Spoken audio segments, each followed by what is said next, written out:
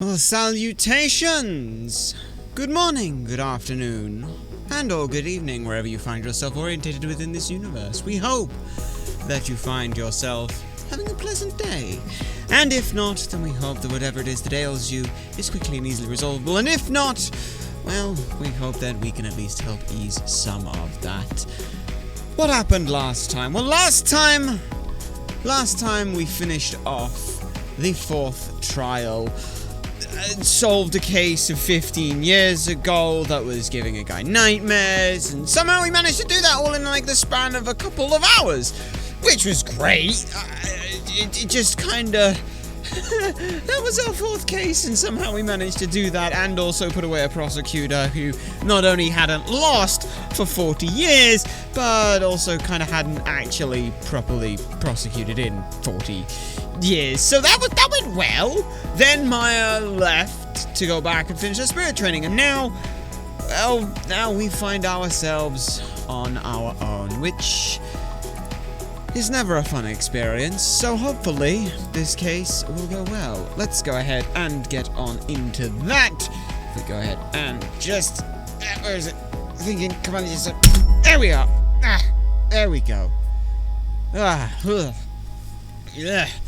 Still takes some time getting used to some of these things, but yes, we do that, and then there we go.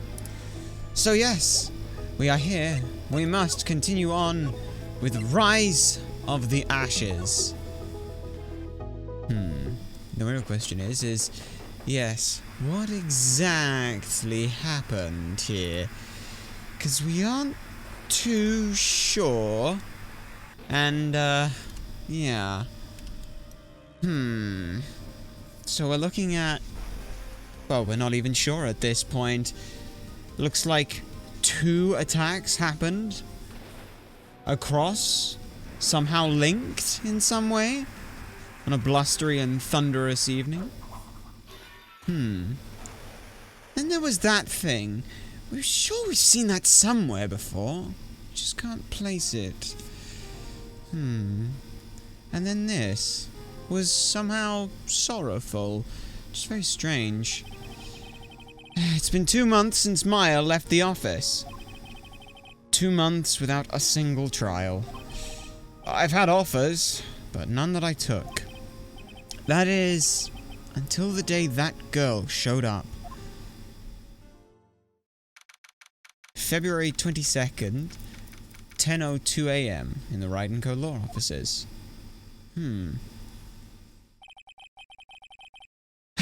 Why do I come here to the office every day? It's not like I want to work. There you are! Finally! Where have you been? My sister's trial is tomorrow!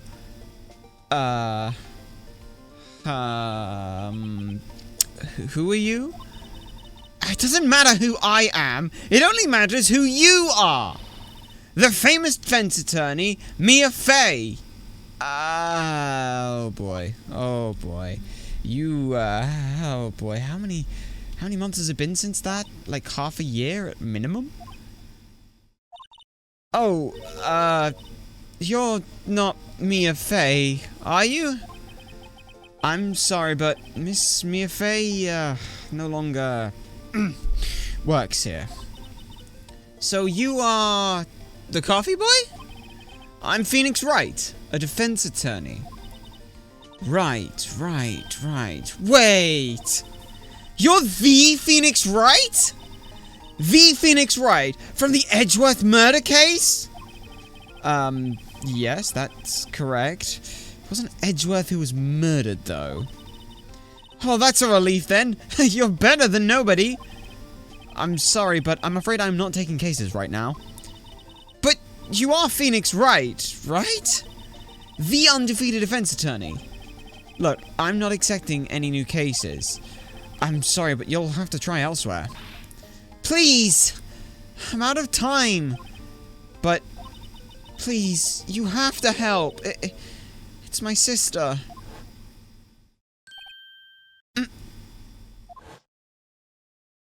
He's remembering back. Maya, could it be? She's even got the bun in the hair as well. Okay, I'll hear you out then. Really? Thank you so much! My name is Emma. Emma Sky. I'm a scientific investigator. Scientific investigator?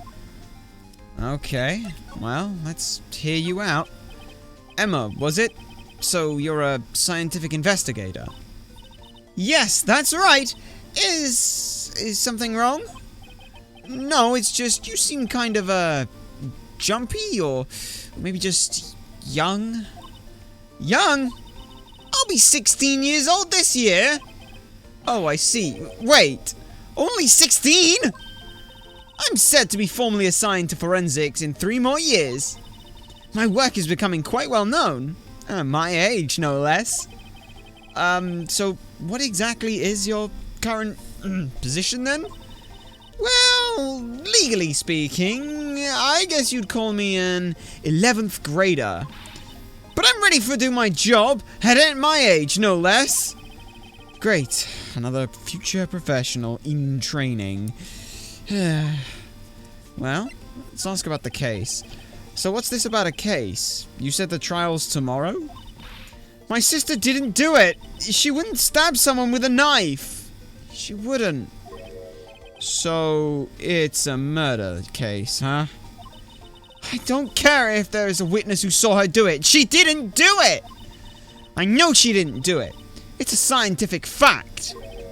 And there's a witness. Just talk to her. You have to talk to her. Right. Well, I suppose I will. I promised her I'd bring Mia Fey, but... well, that's interesting. How would she know Mia? Yeah. My sister asked for Mia specifically. This Mia Fey person was just a few years below her in school. So, they went to the same school, huh? Interesting. So that would make her 28-ish? She always told me to go to Mia if I ever needed a defense attorney. And, well, I need one. Incidentally, Mia is a woman. Now that you mention it, I guess it is more of a woman's name than a man's. Well, it's nice of you to help your sister out like this. You two must be close. Well, actually, when she gets like she is now, I kind of hate her. Huh? But she's my only family. Your only family? What about your parents, aunties, uncles, anyone? They died in a car accident when I was little. Oh, that's,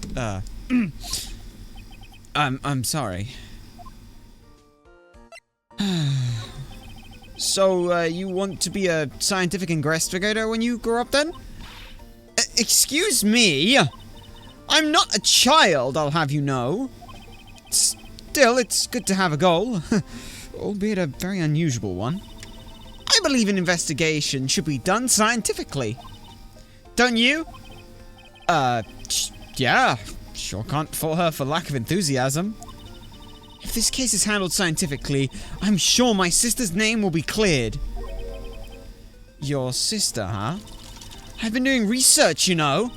I'm developing a new scientific method of case investigation. I'll show you when I'm done. I'm looking forward to it. Guess I should get down to the detention center and talk to her sister. Indeed we should. I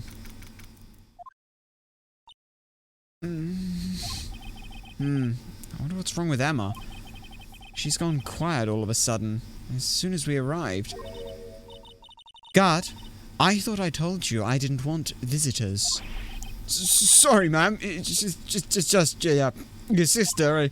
No excuses, sir. Or did you not want a raise this year, Understood, ma'am. What was all that about?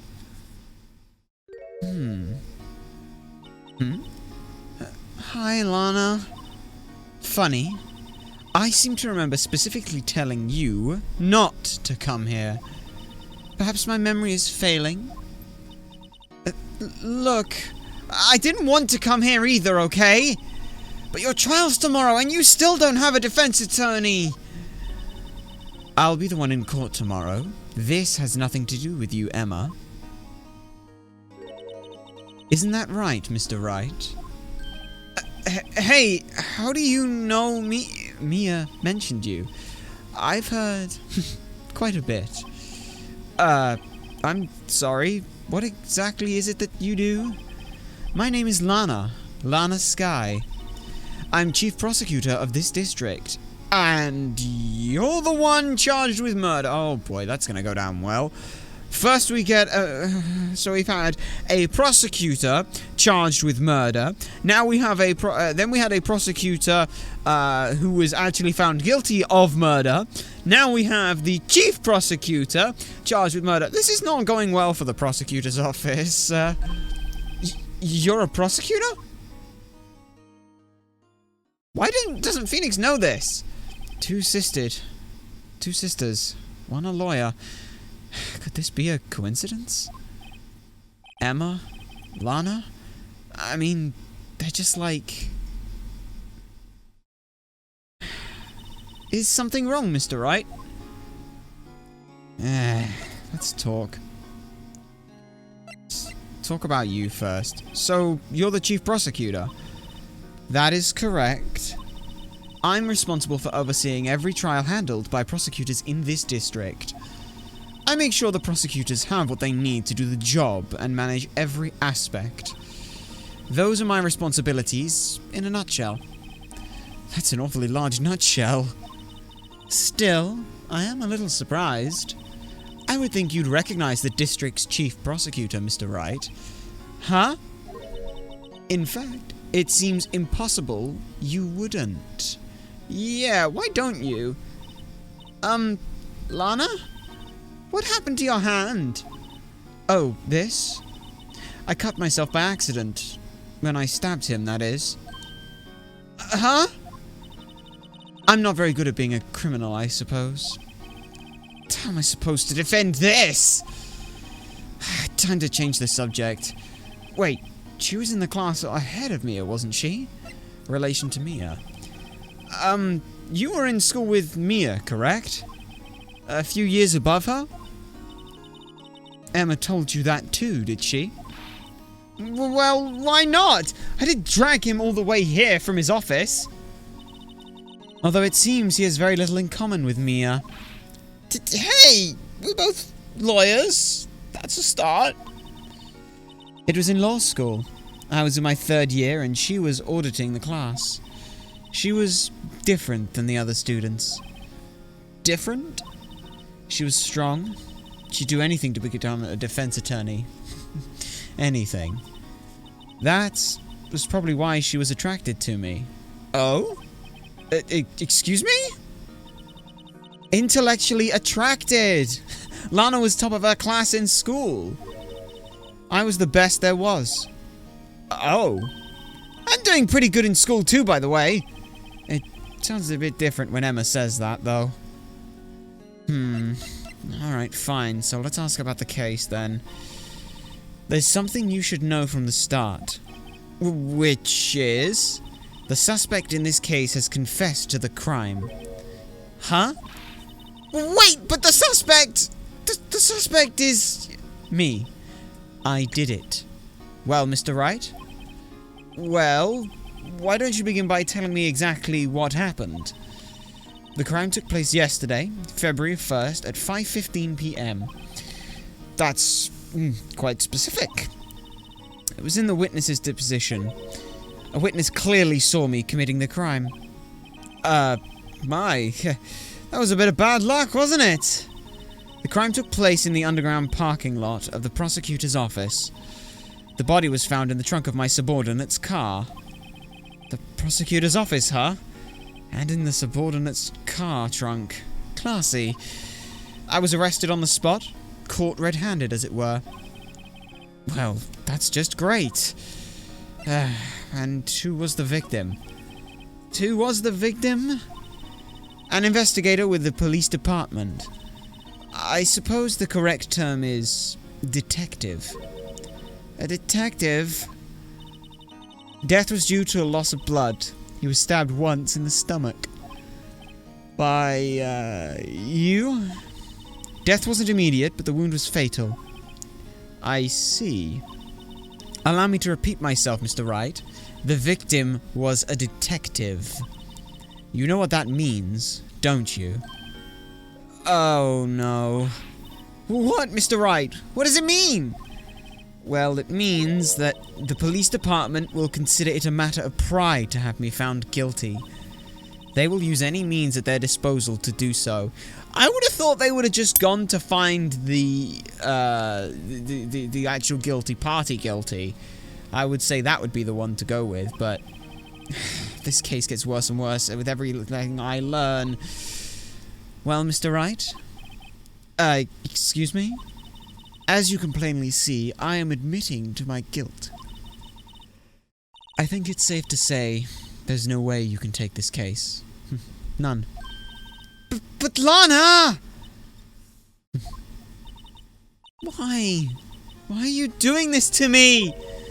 You never think of anyone but yourself! I know you didn't do it, Lana! I know! So how could you say that you did?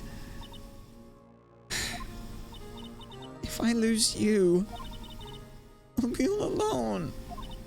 I hate you, Lana! Mr. Wright? Yes? I believe our discussion here is ended. The rest, I leave to you.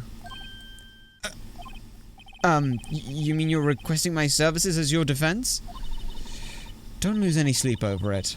Your client has confessed after all. The case is over. Right. I'll do what I can to get to the bottom of this. Great, so we already have a client who's confessed. Lana has confessed to the crime, yes, but something doesn't fit. It's that look in Emma's eyes. There's something else going on here, and I'm going to find out what. I'm sorry, Mr. Wright. Huh? Oh, about what? My sister. She's not always like that, you know? I just never expected to be defending another prosecutor again. She's changed a lot. She used to be so gentle, always smiling. Everybody liked her. I see. Sorry, but I'm having a hard time troubling that. Oh, I'm having trouble imagining that. What happened to her? I don't know for certain myself. I think maybe she... well, maybe not. Sounds like there's something that there defies a simple... sounds like there's something there that defies a simple scientific explanation. Let's go check out this underground parking at the prosecutor's office, shall we? Okay! Alright then. Let's head there. See what there is to see.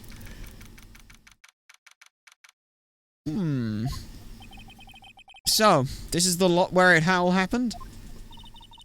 Looks like they're still investigating. Funny. That was my first visit. Funny that my first visit to the prosecutor's office should be like this. Hey everyone! Keep up the good work! Hey, what are you thinking? Well, they are going to be my co-workers 3 years from now, after all. No harm in saying hello. Actually, there is. You know attorneys aren't supposed to examine crime scenes. I'm trying not to stand out too much here, you see? Hey there! Are you expecting to go unnoticed here, partner? Partner? What do we have here? Looks like a bambino got loose from the ranch and is up to no good. Folks gotta learn to keep them doggies tied down, partner. Mr. Marshall! Marshall? Looks more like a sheriff to me. Look here, Bambina. I know how you feel. But this is my gang's gold strike, see? Strike? Interesting. This is our claim to territory. With a mother load of evidence. If you're fixing to mess with what's ours, you'll regret it, partner. You know what dreams the cacti out in the desert dream? You want to? What is this guy talking about? Yes, we would very much like to understand as well. But what is this? You head along home now. Happy trails, Bambina.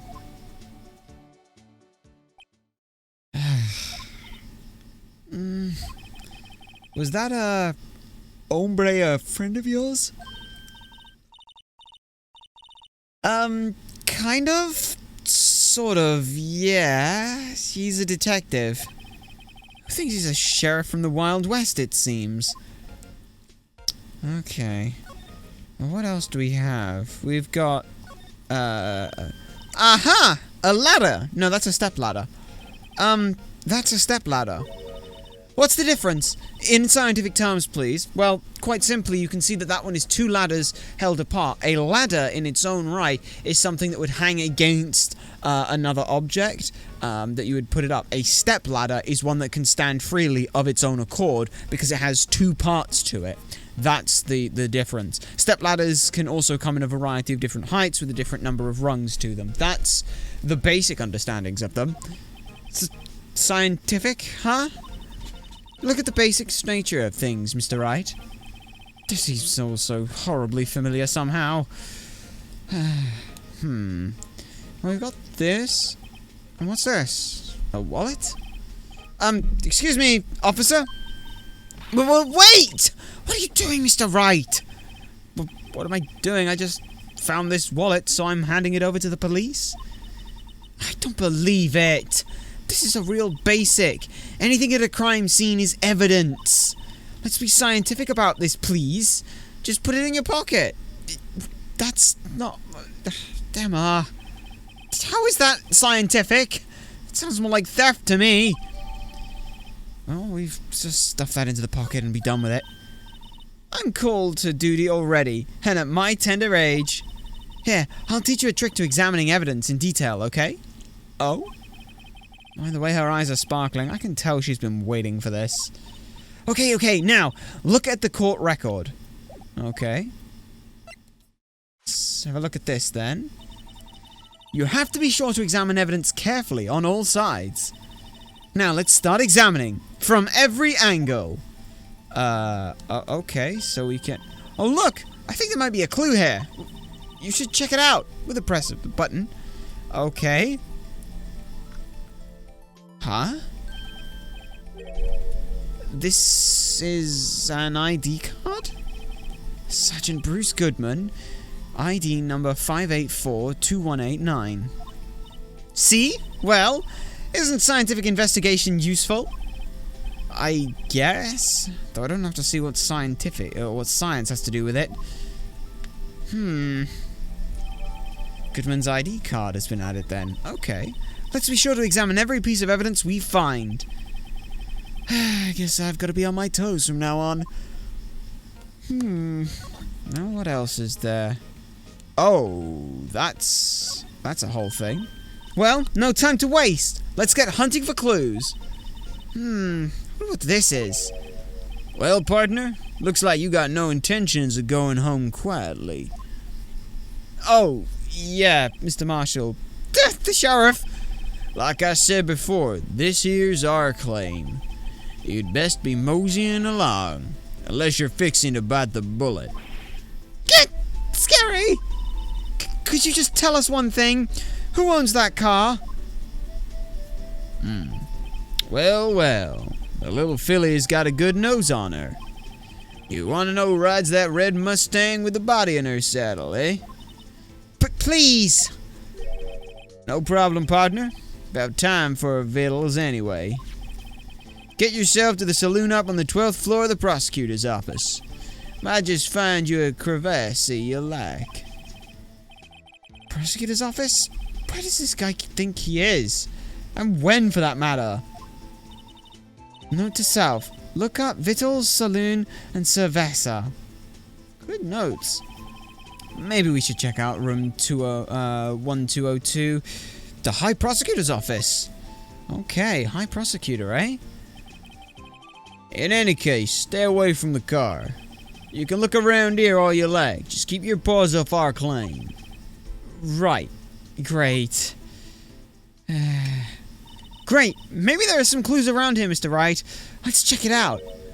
Excuse me. Were you two all set? Us?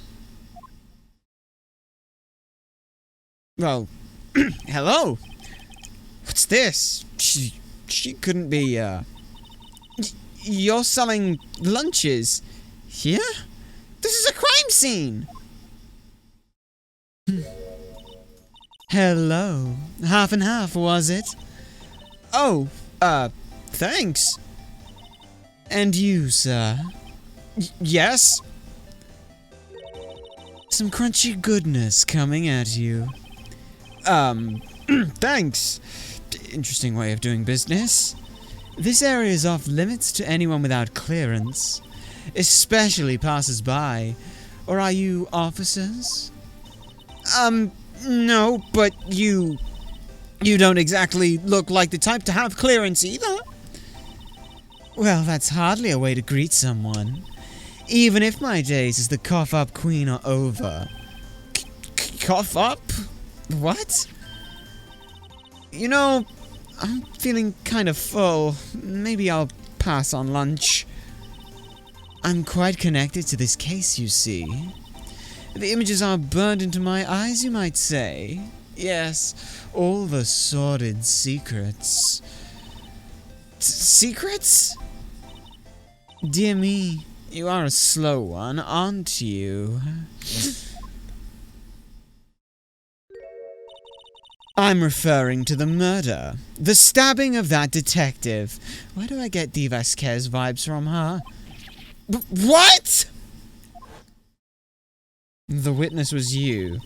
Okay, great. You mean you're the witness my sister was talking about? Please, cough up, Queen. Tell us what happened. The name is Angel Star. Don't you go forgetting it. Or before you know it, I'll have you whimpering at my heels. Okay. Yes, ma'am. She means it. Okay, well, let's talk, Miss Star.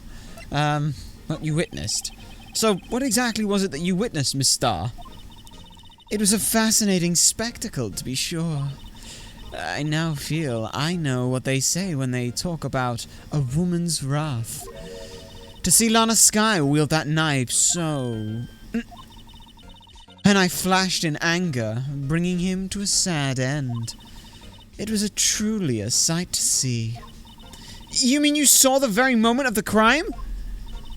The sound of his silvery ties to this world being cruelly cut still rings in my ears. And the rhythmic beat of Lana Skye's knife. Wait a second. You know Lana Skye? Of course. It's quite a feat, becoming chief prosecutor.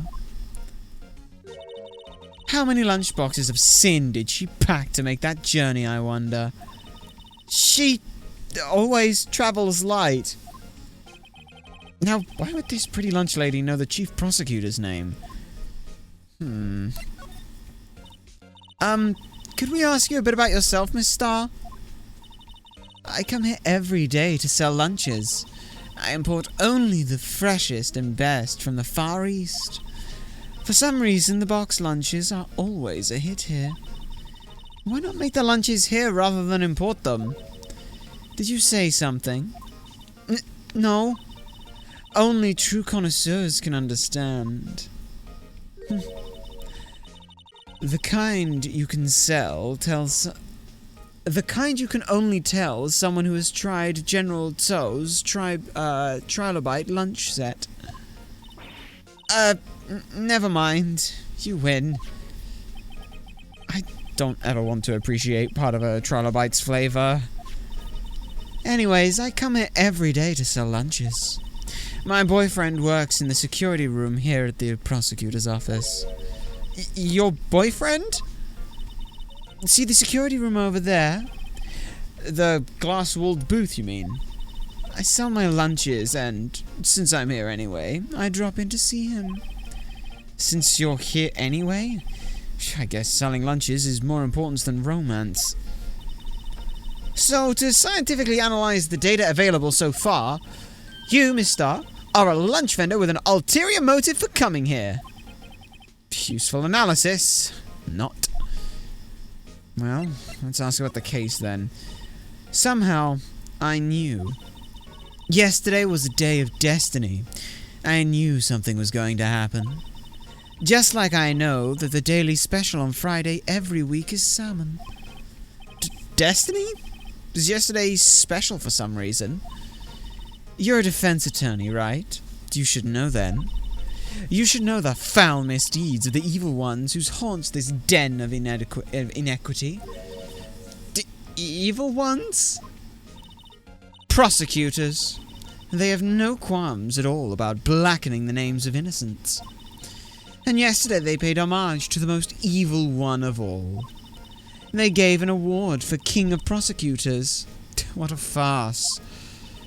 So she's saying there was some sort of prosecutors convention yesterday? I was almost compelled to lace their lunches with something foul. Do you have a personal grievance against prosecutors or something? Or is there some kind of scientific evidence for this, evil? Young miss, mock me at your own risk. You'll soon find out why they call me the cough-up queen. Ew. The most heinous of all the evil ones, the one they awarded yesterday. It was in his car they found the body. Proof that he devours the evilest lunches of all. Really? Really what?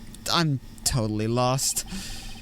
One thing's clear though, this lunch lady has a thing against the prosecutors. And why? Did you have a bad experience with a prosecutor, Miss Star? I sense some, hostilities. Hostility? Ha! Perhaps. Prosecutors are all alike, and the bigger they get, the worse they smell. Kind of like 10-day-old clams in the chowder. Wonder if Miss Star was involved in some sort of legal trouble in the past, maybe? Well, that's sure to cause food poisoning. Scientifically speaking, of course. I mean, now you're talking, cough-up queen. I thought you was just a lunch vendor, but now I'm not so sure. Is there anything we can present? Do you know anything about the guy who went? About this card. Lunchland vendors only accept cash, no cards. Especially not a card belonging to someone else. No. This isn't a credit card. It's an ID card. It belongs to a detective. And you're showing this to me, the lunch lady. Why? That's like showing a fine honeyed ham to a detective. Why do I always feel like I'm being mocked? Okay, fine. I wanted to know whether or not this might have been the person who was stabbed or something. I don't know. Or maybe you know him since... I don't know. Fine. Let's just move. The High Prosecutor's office. Oh, hey, it's Edgeworth's office! Wait, he's got a still samurai thing in the background. Oh, Edgeworth. This is the kind of room that just screams, I can do the job. Quite a change from your office, really. Thanks. Thanks. Look! There's a trophy or something here. Edgeworth, it wasn't all Edgeworth, not you! Why are you always involved in these goddamn cases? Edgeworth! A trophy? What, that shield? It takes real nerve to display stuff like this. Whoever's office this is, they must be a real stuck-up jerk. Phoenix Wright. You never tire of prying into other people's business, do you? That voice! Hi, Edgeworth. Long time no see, Edgeworth. Huh? Mr. Edgeworth! You know him from somewhere? Of course! I'm his biggest fan! My sister introduced us once and... Right. Her sister is the chief prosecutor after all. Well, what brings you here? I'll warn you, I've been known to be a real stuck-up jerk. No, did I? No! It was just Mr. Wright here. Hey, don't blame me. We're just here to investigate a murder case, see? And murder? A body was found in this nasty bright red sports car in the parking lot. That would be my car.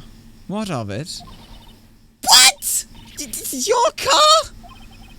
I'll say one thing. She can certainly scream. Ow. Well, Edgeworth, how you been? To be honest, it's a bit of a miracle I'm still here at all.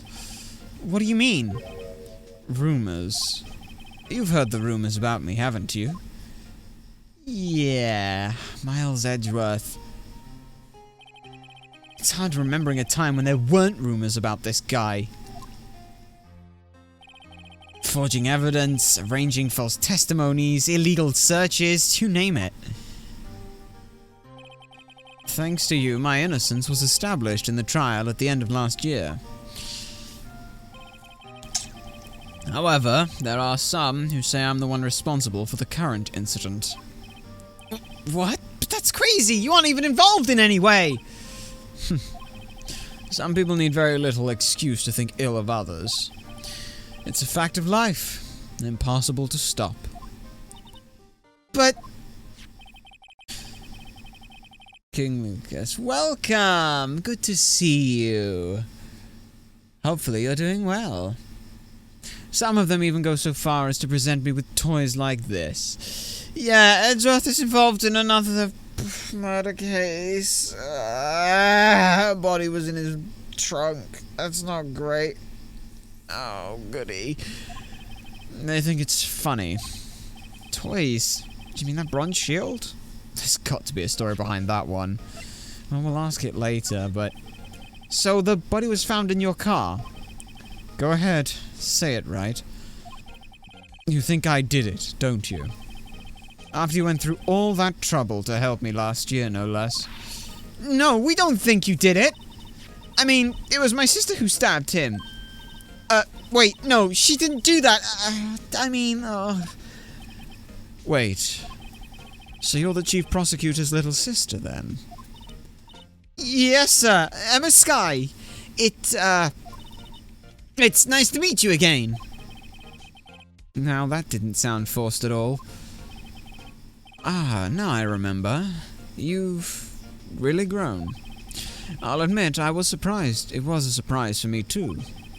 To think my own car would become the scene of a murder. More surprisingly still, I'm being forced to prove my superior's guilt. I can understand that... Wait, what did you say? Lana Skye is the chief prosecutor, the top prosecutor in the district. She can't prosecute herself, so I'll be the prosecutor at the trial tomorrow. You... Mr. Edgeworth. Great. Chief Prosecutor Skye? Yes. We first worked together on a case 2 years ago. It was my first big case. That's right, I remember! 2 years ago. I wasn't even a lawyer then yet. Since then, I always felt that she was looking out for me.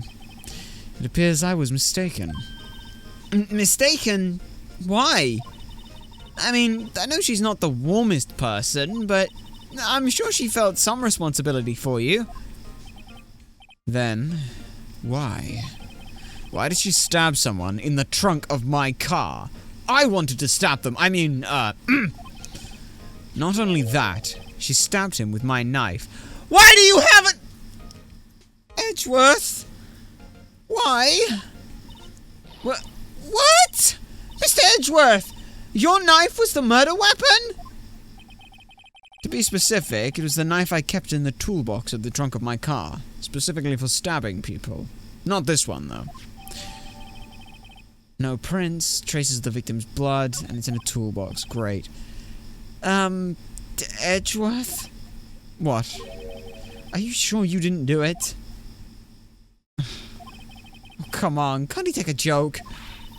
You have a strange sense of humor, Mr. Wright. Great. Is there anything we can present? Maybe the card? Say, Edgeworth, I was wondering about this. Mr. Wright! Huh? What? Are you sure you should be showing that to Mr. Edgeworth? Oh. Yeah, he'll take it for sure, won't he? I wish I could be on the same side as Mr. Edgeworth. But then my sister will be found guilty.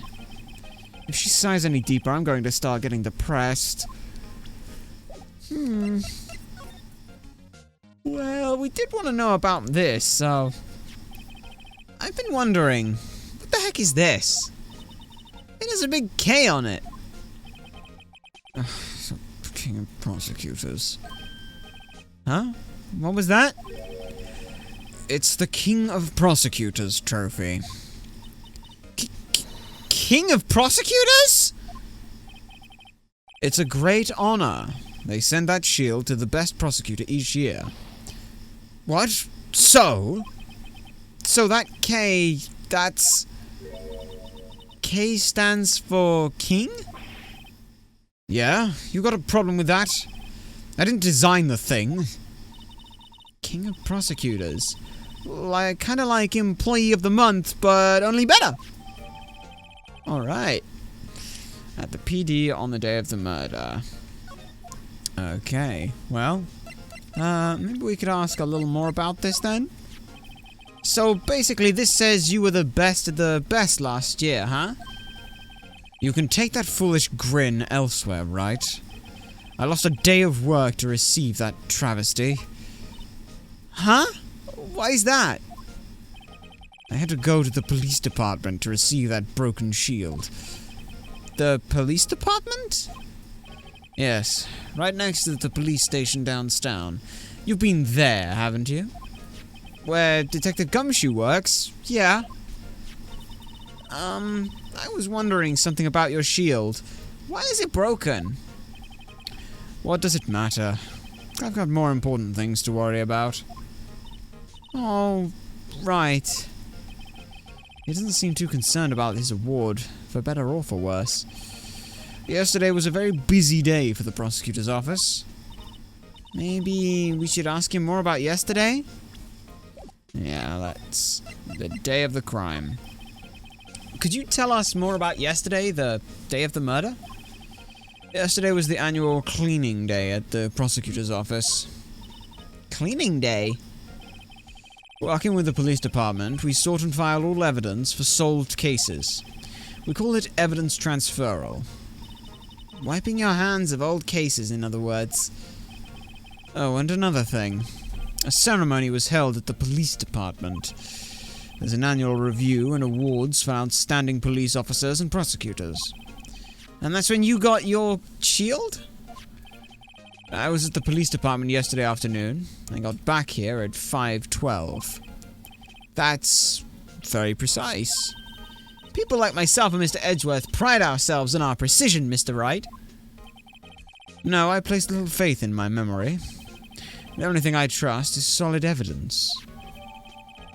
She happens to have his parking stub for. Very good, very good. This is the parking stub for the underground lot. The murder took place around 5:15. So the murder happened right after you got back? What, right? I'd appreciate it if you direct that suspicious glare elsewhere. Oh boy. Excuse me, but is Mr. Edgeworth, anywhere on the premises? I'm Edgeworth. What is it? I hear, sir! At the request of the chief, sir! I've got your report, sir! Report? What? Did you find new evidence in the case against Chief Prosecutor Skye? I don't like the way this conversation is going at all. Skye, sir? No, sir! No name of that kind, sir! Not in this report, sir! I think I just heard Edgeworth's lid blow. Mr. Edgeworth's lid isn't on very tight, is it? I made a clear request to the police department, did I not? I need to focus on the trial tomorrow, so don't bring me anything unrelated. Sir, but sir, I'm just following orders, sir. They told me to bring this to you, sir. I wasn't aware of the particulars of your arrangement with the— Give me your name. Yes, sir. Meekins, sir. Officer Meekins! Right. Officer Meekins, take your report and leave. And good luck with that raise next month. But, sir, I didn't know. Poor guy. Looks like he was absent on the day they gave out brains and good luck. Right. Yes, sir? Yeah, he caught me off guard. As you can see, I'm busy. You may leave now. Let's do what he says, Mr. Wright. The victim was a detective from the same department as that patrolman just now. Go down to the police department. You can ask more there. Thanks. He seems to have finally calmed down at least. Okay.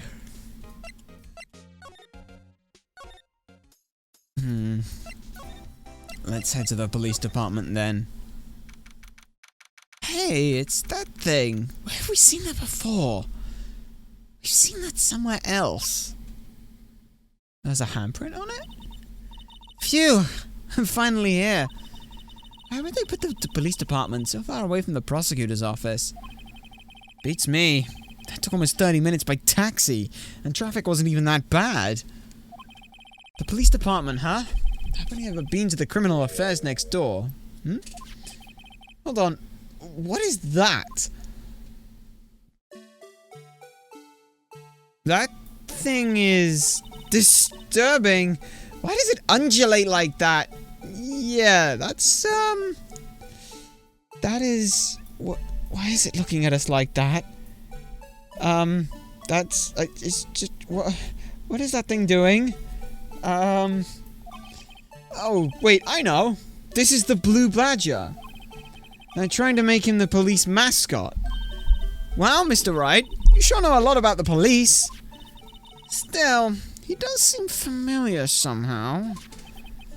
Forget the Blue Badger. Who's there next to him? Someone appears to be dancing with the Blue Badger? Uh-oh, he noticed me. He sure is running over here fast. Hey, pal!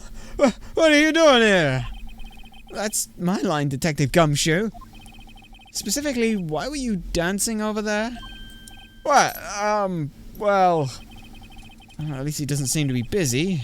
There's our chance to get some information. Hey! I'll have you know I'm very busy. I'm a very busy man, pal. Alright, well... the case. I'll give you one word of advice, pal.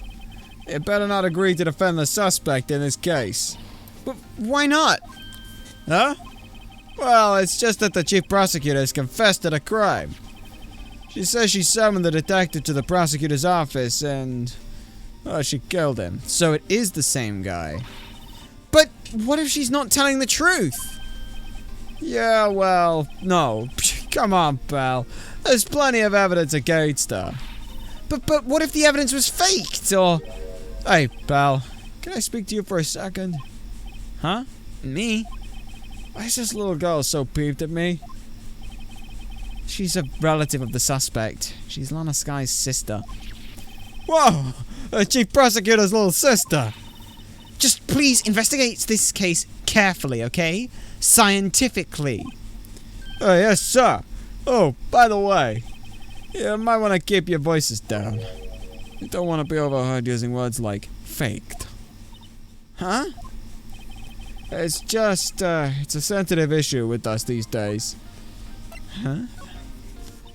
So, what are you doing here, Detective Gumshoe? Me? Oh, well, nothing really. They kicked me out of the criminal affairs. You're no longer a detective? Detective Gumshoe, what did you do this time? Oh, what do you mean, this time? Then what happened? I know things are busy right now. I mean, with my sister's case and all, but... it's true. We've never had a chief prosecutor murder anyone before. Only the highest ranked people are being let into criminal affairs now. The low-ranking guys in there are chief or detectives. They're not letting any of those rank and file detectives in at all. None of you? I know this is an important trial, but isn't that a little odd? So, anyway, I thought I'd spend the day getting the badge up there. It's about bad. Isn't there anything else you could be doing? Well, the Chief of Police himself is directing this investigation, pal. That Officer Marshall was assigned to the underground parking lot. Officer Marshall? Now that I think about it, Emma did seem to know that Marshall guy. Patrolman in charge of the crime scene. It's unheard of, pal. Oh? Detective Gumshoe, what can you tell me about this? Huh? Hey, pal! This is a detective's ID card. You can't just keep that. You have to turn that into the police. It's people like you that got me into so much trouble all the time. Meaning Detective Gumshoe must drop his card a lot. Let's see. Bruce Goodman. Hey, Goodman. Sounds familiar. Nah, my mistake. But didn't you work together with him in criminal affairs? Whoa, I don't know, I remember. Bruce Goodman. He's the victim. That's what I thought. Could you tell us more, Detective Gumshoe? Yeah, that'd be great to know more. So, this ID card belonged to the victim? He was a detective like myself. Detective Bruce Goodman. Don't you think it's strange? I mean, why would the victim's ID card be lying on the ground where we found it? Well, Detective Goodman should have been at the police department yesterday. It was evidence transferal for a case he handled 2 years ago. Evidence transferal? Mr. Edgeworth mentioned that too. But Detective Goodman was killed at the prosecutor's office. Well, that's the thing. It's hard to say this, but what is the chief of police prosecutor? This guy called him out there. To the parking lot, that is. And honest confessing is much. Yeah. So, anything else we can present? Maybe this? Hey, that's it! That's the King of Prosecutors award that Mr. Edgeworth got yesterday. Were you at the award ceremony, Detective Gumshoe? Of course, pal. I got an award for diligence myself. Congratulations. I was wondering, why is this award a shield? And why is it broken? There's a reason.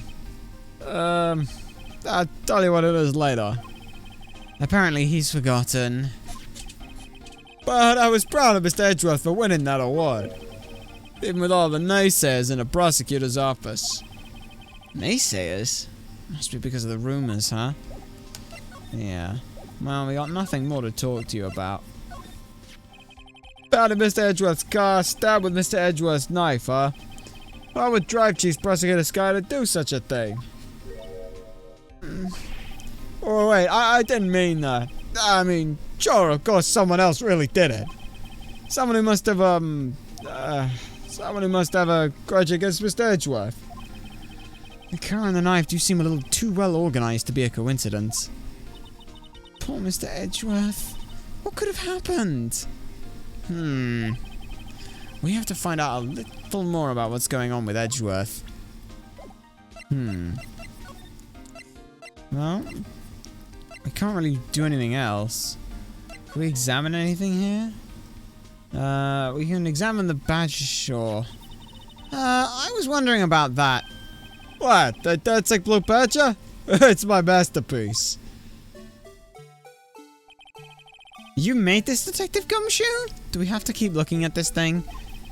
Yeah, the chief threw together some designs. I just did my thing, pal. Nice work. It's battery powered, so it can go anywhere. There's no switch, so it just dances and dances and dances until the battery dies. Poor Blue Badger. Fated to dance until he drops. Why do I have to put that in the... Okay, let's just move on from there. Where else can we go then? Back to the underground parking lot, maybe? Maybe... is there anything... There was something I wanted to look at over here. And that was... No, we can't go over the other side. Okay. No, Edgeworth's not here, so we can't go anywhere.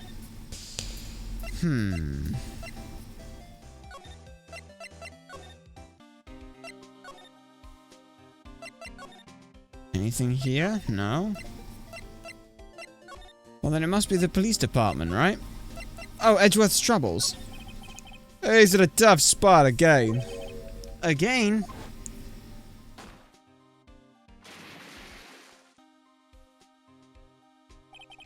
Well, it all started with the murder of that defense attorney, Hammond.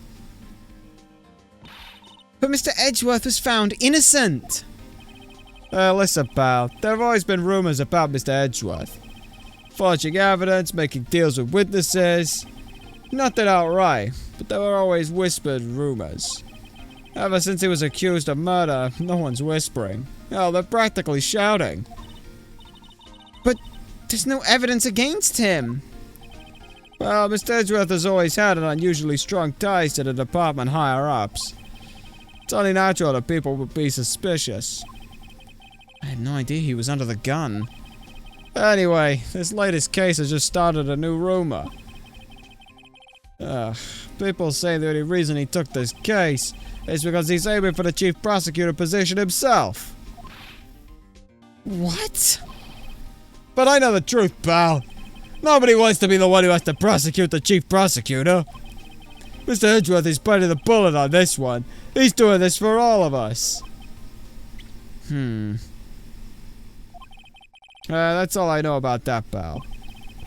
I'm not officially on the case, you know. Well, thank you. Why aren't you handling the case, Detective Gumshoe? I met the guy who is... what's his name? The guy in the parking lot, and... that'd be Officer Marshall. It was appointed directly by the Chief of Police. Officer Marshall, huh? Is he some kind of Wild West sheriff or something? Nah, Jake Marshall's just a regular officer. From West LA. For a moment there, I wasn't sure. Look, pal, let me try to make things a little easier for you. Show them this, they'll let you examine a crime scene. Yeah, maybe. Murder from Detective Gumshoe, always bears investigating crime scene. Okay. I'll be surprised if this gets us anywhere, but we've got to at least try it. Just act like you're supposed to be there and nobody will look at you twice, pal. That is indeed a very well, documented tactic.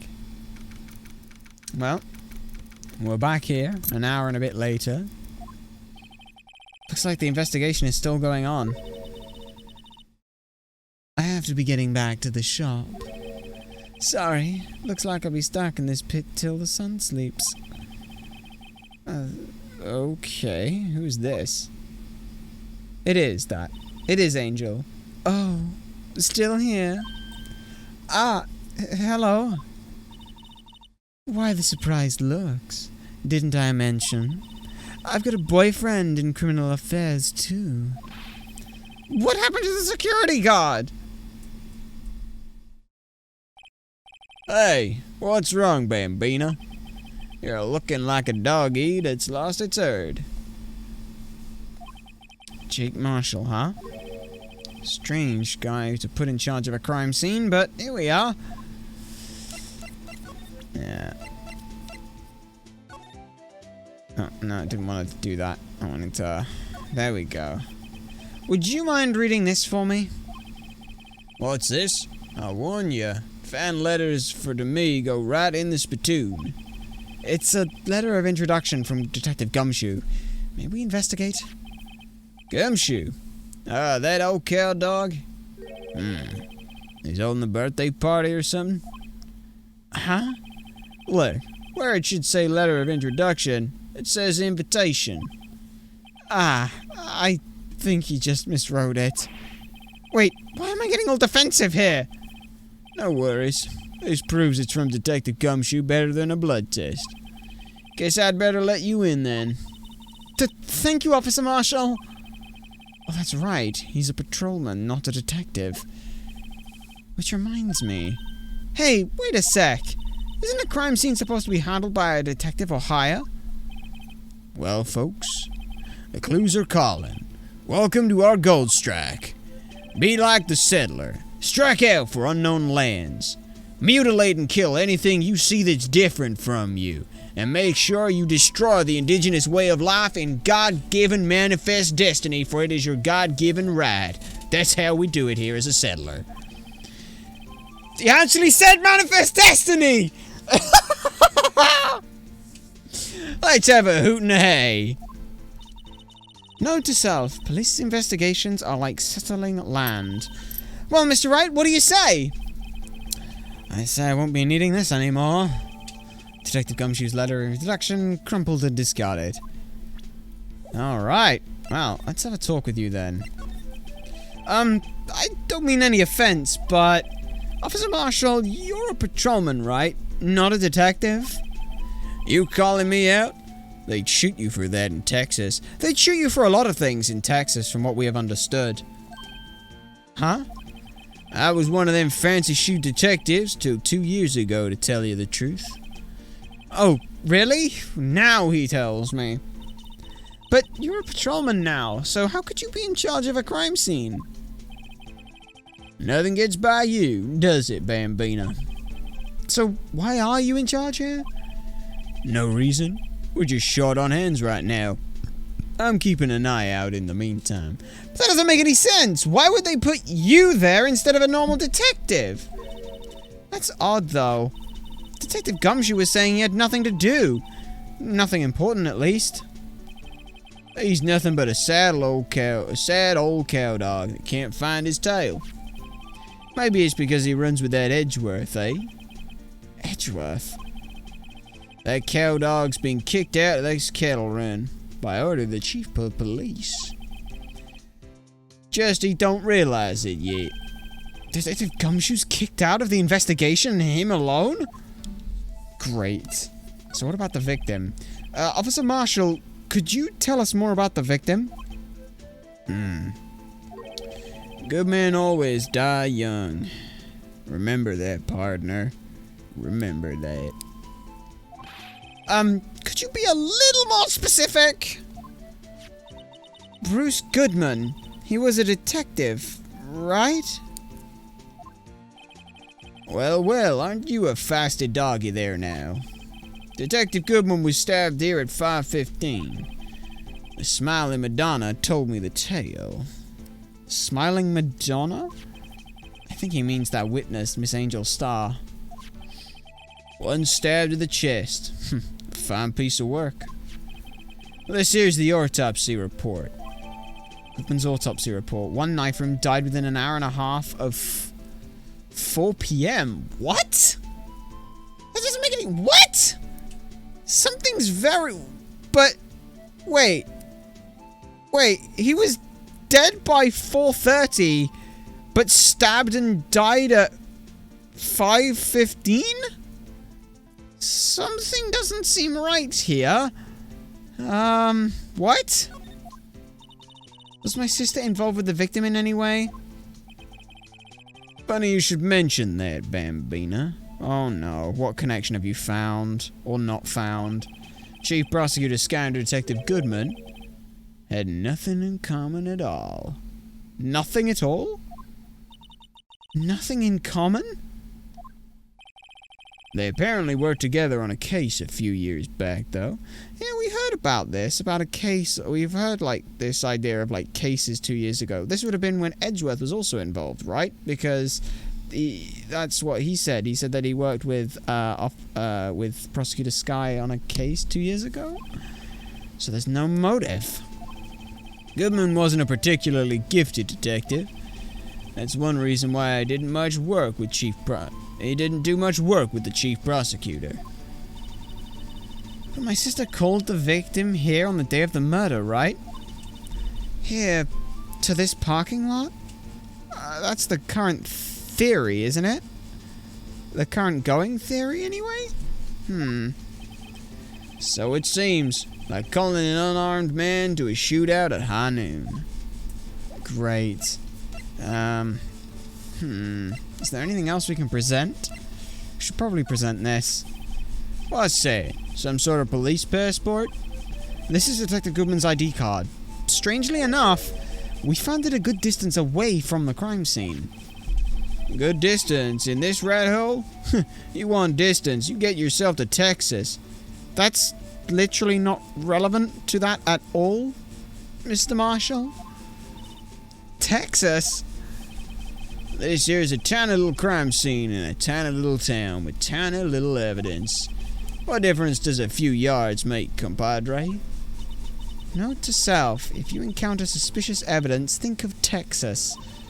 There's no better way to study than to hang out with the pros. I wouldn't exactly call this guy a pro. Anyway, can we examine the other scene? We can. Who's this we wanted to look at here? This looks like a cell phone. Scientific analysis would suggest this belonged to the victim. I can't think of anyone else it could belong to. So what's so scientific about that? Should we check it out? Yes. Right, let's check it out then.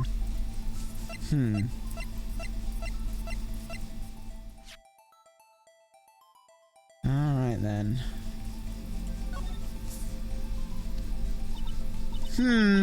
This phone's still on the redial screen. Redial, huh? Mr. Wright, most phones keep a record of all the calls you've made and received. You just press the blue button to display the last number you called. Convenient, isn't it? I'm surprised you didn't know about it. Sorry to disappoint you, but even I know about things like redial. Huh? Oh, I'm sorry. It's just, you never know with people from your generation. Whatever, let's just check out this phone. Now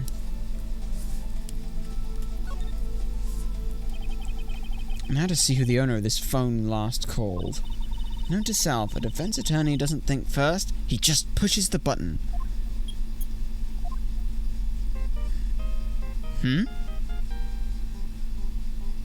What is that?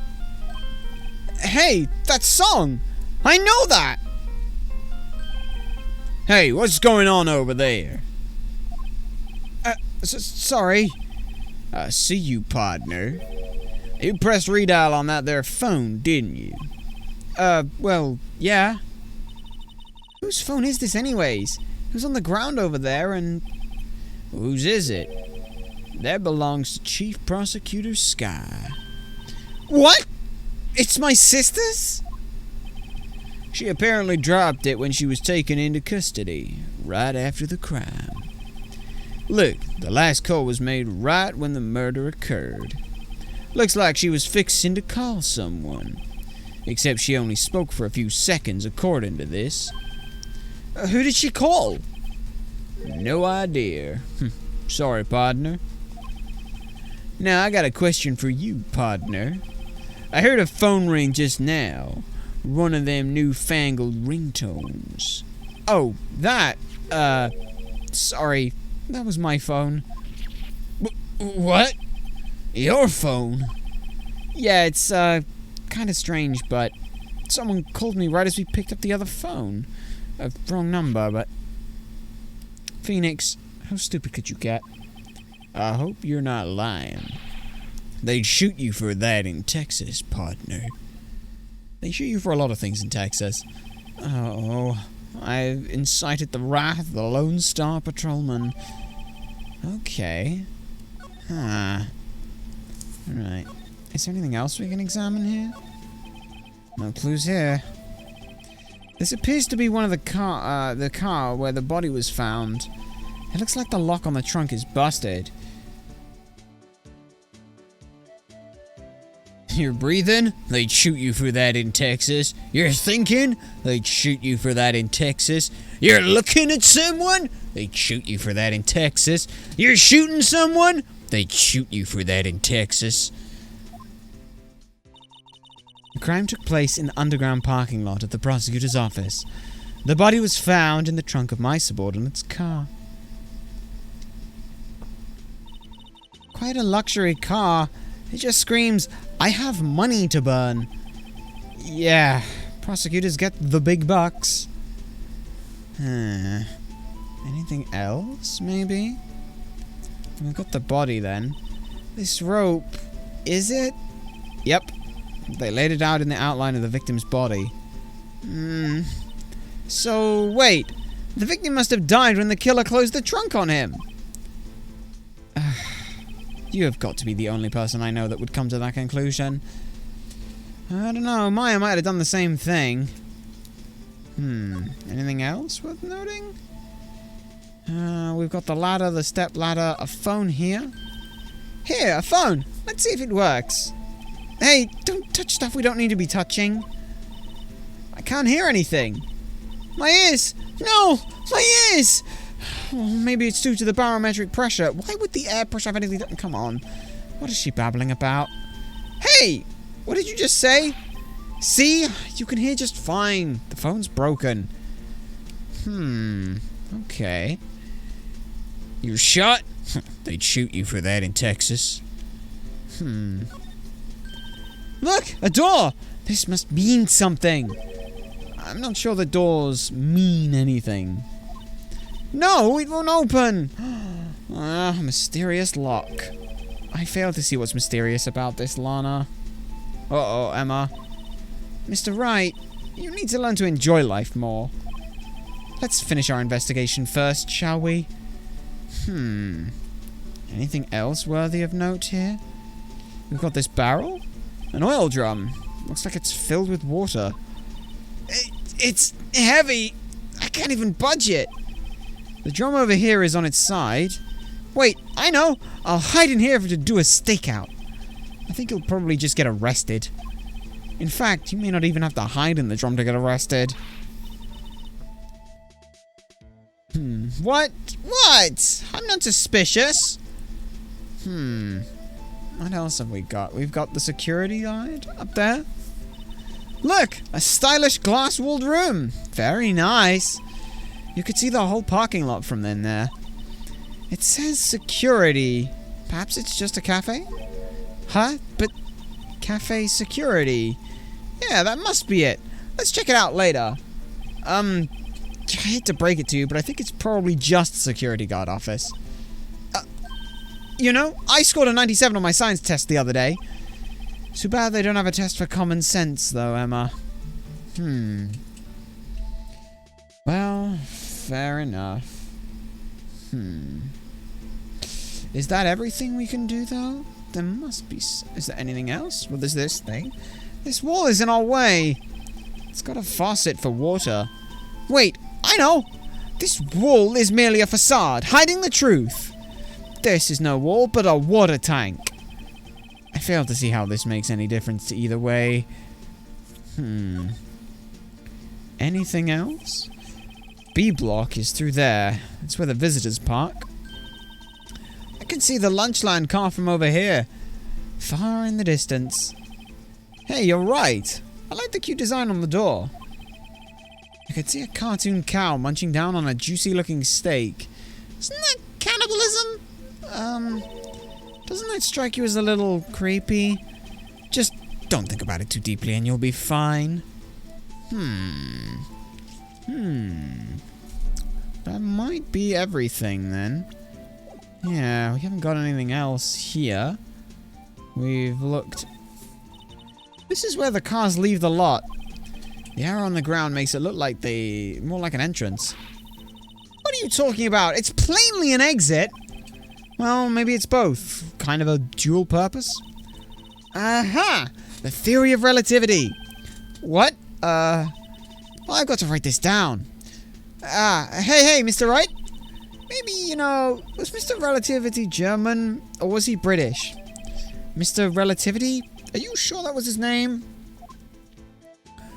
The idea of general relativity, the idea of wherever it is relevant, she's almost there. She's just not quite got all the scientific stuff in the right order. This is an entrance and an exit relative to the direction you are going. Right? That would make sense. We've looked at the oil drum. Anything else here? What's this? Looks like a note of some sort.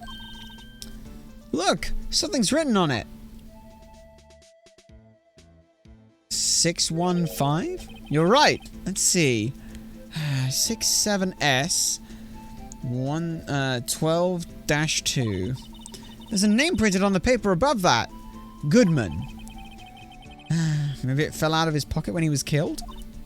Well, so? What does it mean, Mr. Wright? How am I supposed to know? Note to self. For deductive reasoning, go to Edgeworth, not Wright. I'm sure Edgeworth wouldn't know what this means either. Okay. Well, that's just about everything then. That sounds like a lawyer's name. You know, you're right. It is very surprising that a police officer would have that name. A block. This area is reserved for the prosecutors. Defense attorneys are relegated to B block. I dream of the day when I will be able to park my car here. I'll go over to B block to buy my hamburgers from you, Mr. Wright. I'm not planning on giving up my job that soon. Anything else? Anything else at all? Doesn't look like it.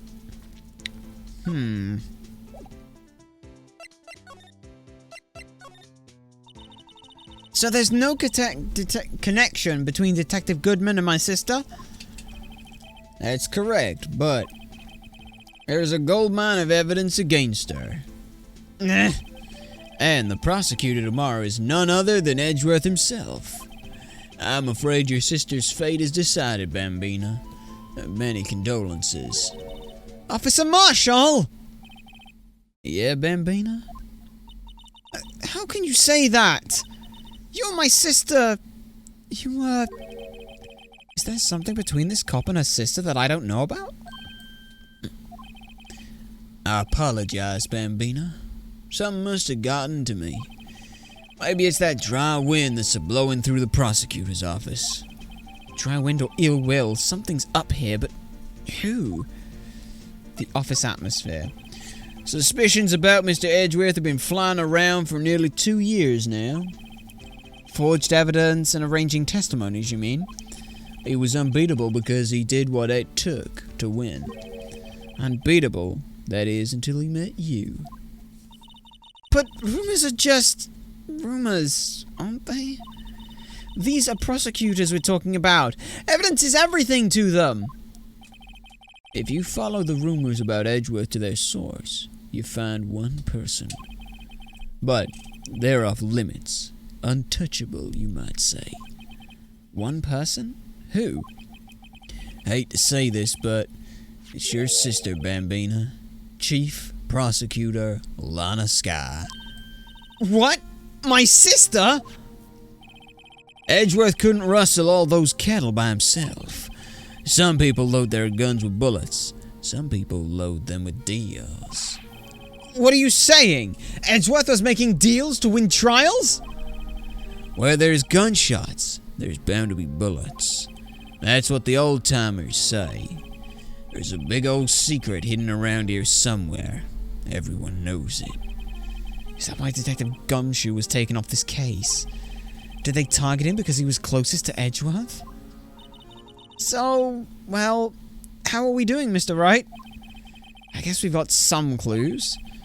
We have an autopsy report, a note from the victim, a cell phone, and... So, you think we'll be okay? Well, the only thing still bothering me is that Lana is confessing to this crime. She says she did it. No problem. I can guarantee that she's not the criminal. Oh, by the way, Emma? Yes? I know that song of yours plays when it rings. What? It's the same song that Phoenix has. It's the Steel Samurai theme song, isn't it? That popular TV show for kids. The phone that rang earlier wasn't mine. It was yours. At 5:18, just after the murder took place, your sister called you, didn't she, Emma? I'm sorry. Can you tell me what you talked about? She hung up right away. I see. Interesting. The detective is murdered and the suspect is the top prosecutor in the district. I've got a bad feeling about this. Like, maybe I still don't know everything that went on here.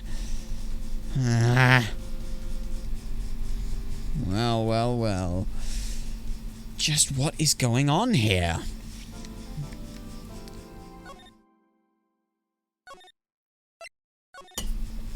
Well, we've got a trial now. Day 2. Alright. Okay, just gotta go ahead and update the thing. Thinking that should be good. There we are. How did the investigation go yesterday, Mr. Wright? Frankly, there are still a lot of grey areas. Or rather, the whole thing is one big grey area. Don't worry about me, no matter what the outcome. I'm ready to accept my fate. I believe in you, sis. Mr. Wright, let me offer you a word of advice. Yes? A defense attorney should never believe in their client. The defendant is called to trial because they are suspected of wrongdoing. Never forget that. Miss Skye, you remind me a lot of Mia. But there is one decisive difference between you and her. And that is, you're not a defense attorney. I believe it's almost time for the trial. Phoenix, were you planning to go somewhere with that kind of statement, or just do what Emma does and state something that's blatantly obvious and hope that it has some kind of impact? Because I'll be honest, you kind of just did that. Good luck, Mr. Wright. My first trial without a Fae helping me. No one's going to bail me out this time. Yeah. I'll be alone in there. So I have to discover the truth, all by myself.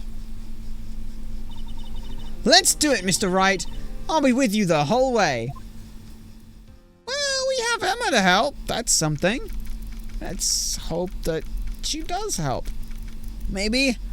Hopefully. Please.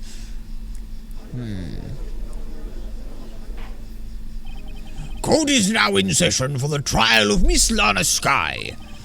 The defense is ready, Your Honor. The prosecution has been ready for a while, Your Honor. Edgeworth. Well, it's been 2 months, but I haven't been in a courtroom since his trial. I hope that personal feelings will not be a part of the proceeding today, Mr. Wright. I will choose the path I think is right, regardless of what those around me might say. The judgment to be made here is in our hands, not those of anyone else. Very well, Mr. Edgeworth. Your opening statement, please. Chief Prosecutor Lana Skye has committed an unpardonable crime. Not only this, but she was rash enough to commit it in the prosecutor's office lot.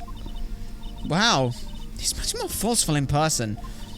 I suddenly feel like confessing to everything. However, she will now pay for her rashness with her life. There was a witness to her crime. A professional witness. Well then, call your first witness, Mr. Edgeworth. The prosecution calls its first witness, Miss Angel Starr, to the stand. The cough-up queen?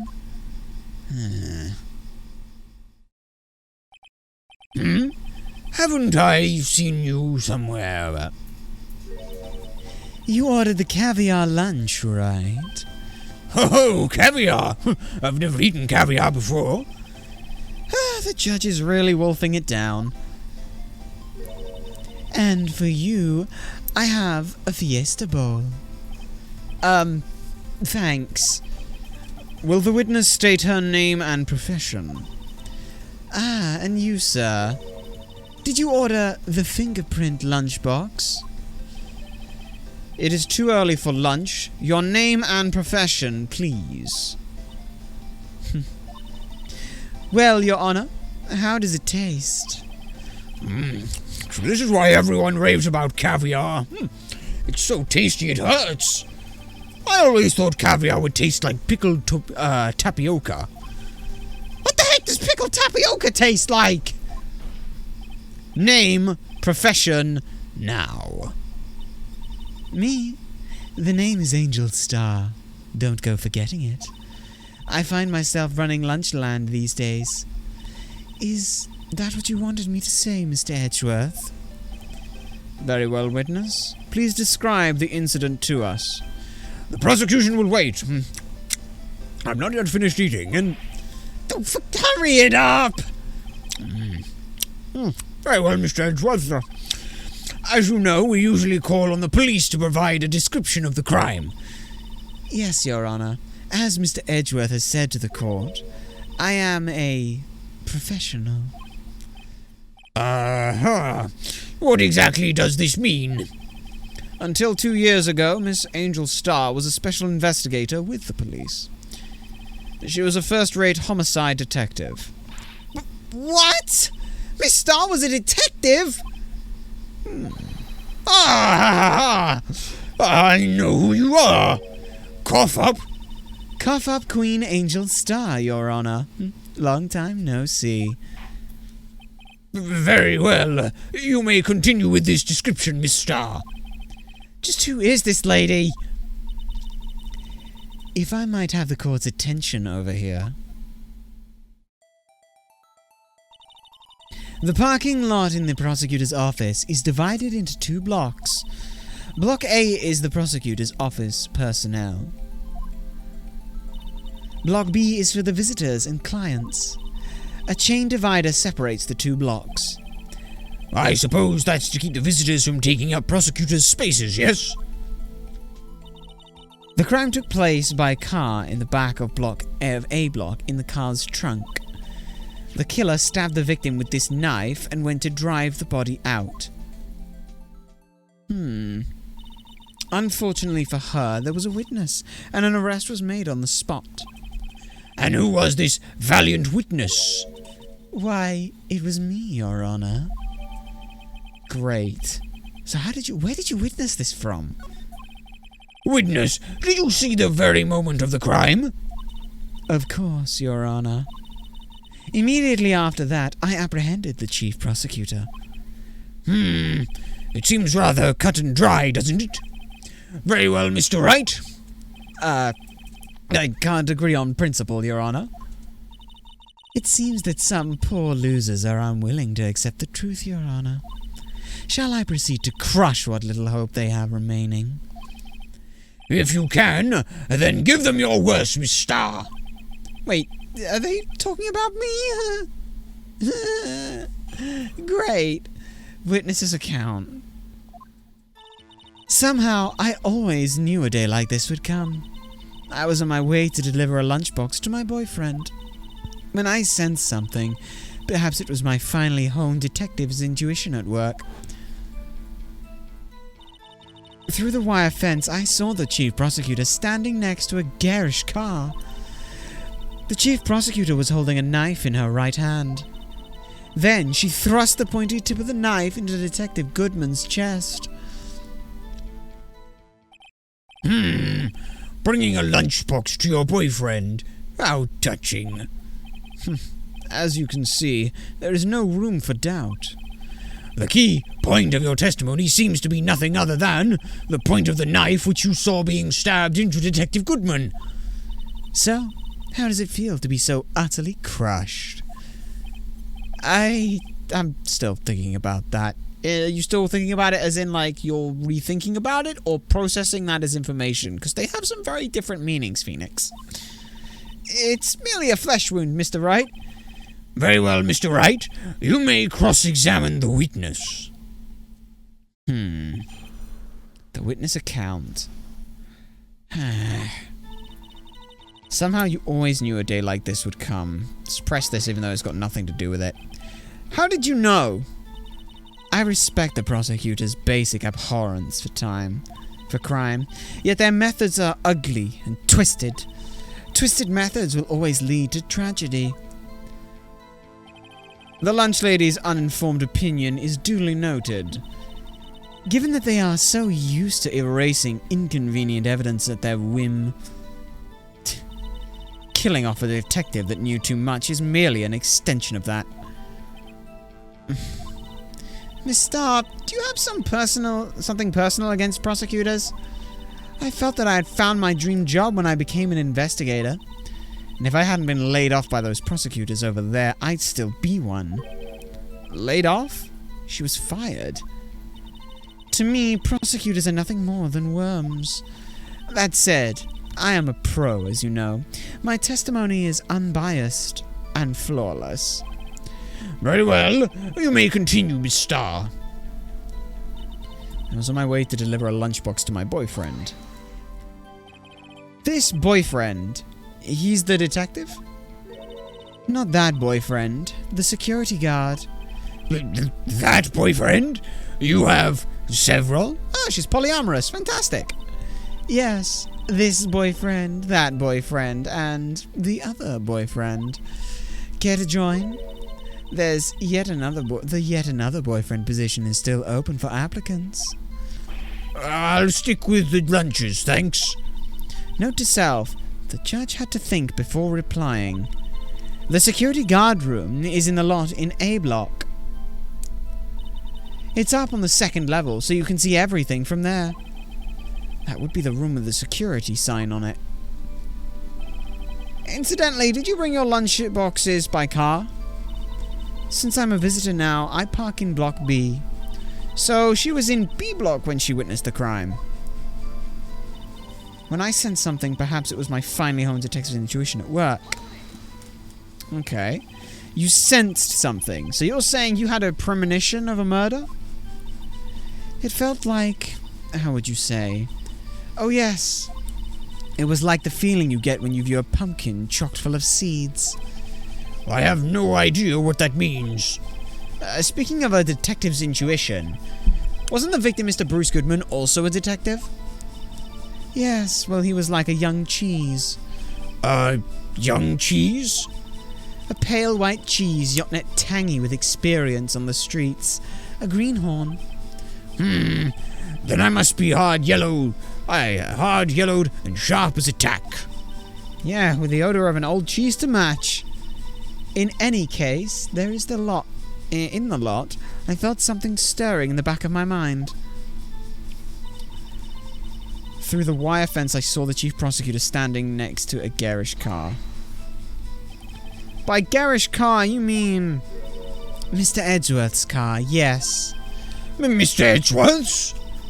Incidentally, the knife with which the victim was stabbed was also Mr. Edgeworth's. Wasn't it? Indeed, it was. What an odd case this is. And the person you saw, you are sure it was the defendant? I saw her from no further than 30 feet away. I'm certain it was her. If she's telling the truth, we're doomed. Let's just do what we can. Even if we don't have any proof, we can always nitpick. Witness, in your testimony you clearly stated the following. Prosecutors are nothing more than worms, ergo, you are a biased witness. You might want to keep those silly opinions of yours to yourself in the future, rookie. Huh? Rookie? Unless you're willing to risk the consequences of doubting me. I'll fry you like a fritter, crispy on the outside, chewy on the inside. That was inspiring. I believe I've heard that tagline elsewhere. You could cry plagiarism? I may be relegated to the lowly post of lunch lady, but my instincts are honed. Isn't threatening someone in the middle of the trial a problem? Maybe, yes. A photograph? You took this?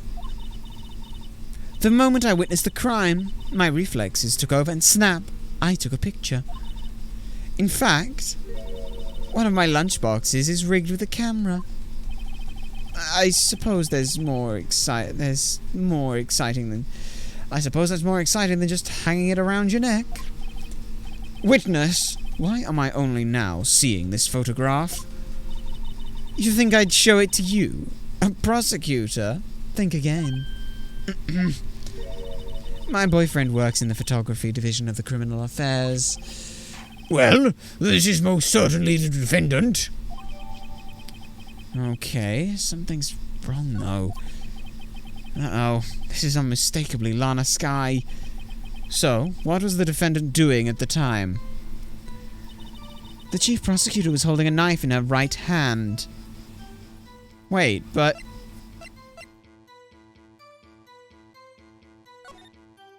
You can... Something's not right. There's no knife there yet, but let's press this point. Tell me more about this knife that the suspect was carrying. Well, I'd say the blade was about 4 inches long. I'm good at estimating in inches. Isn't that right, Mr. Edgeworth? It is your knife after all. Yes, that's about right. Prosecutors are, by nature, well versed in the location of a man's vital organs. I'm sure it was easier than boiling an egg in my egg salad surprise set. You can't testify as to her ability to kill an egg.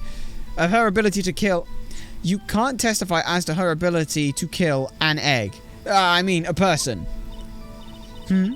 Perhaps a chicken salad set would have been a better metaphor. So the defendant was holding a knife, then what?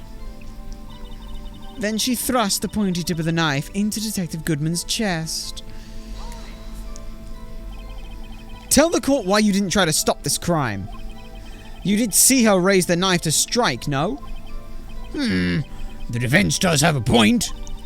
Unfortunately, by the time I realized what was going on, it was too late. Too late? Yes. The next moment, the chief prosecutor brought down the murder weapon. I see. It's only a flesh wound, Mr. Wright. We can make it. You said that before. Anything else? Scientifically speaking, Miss Tarr's testimony is flawless. Sounds pretty fatal to me, then. What do we do? Is this it? Is my sister guilty? Let's just keep our heads cool and press the witness a bit, shall we? For some reason, having her panic next to me makes me calmer. Don't smile like that!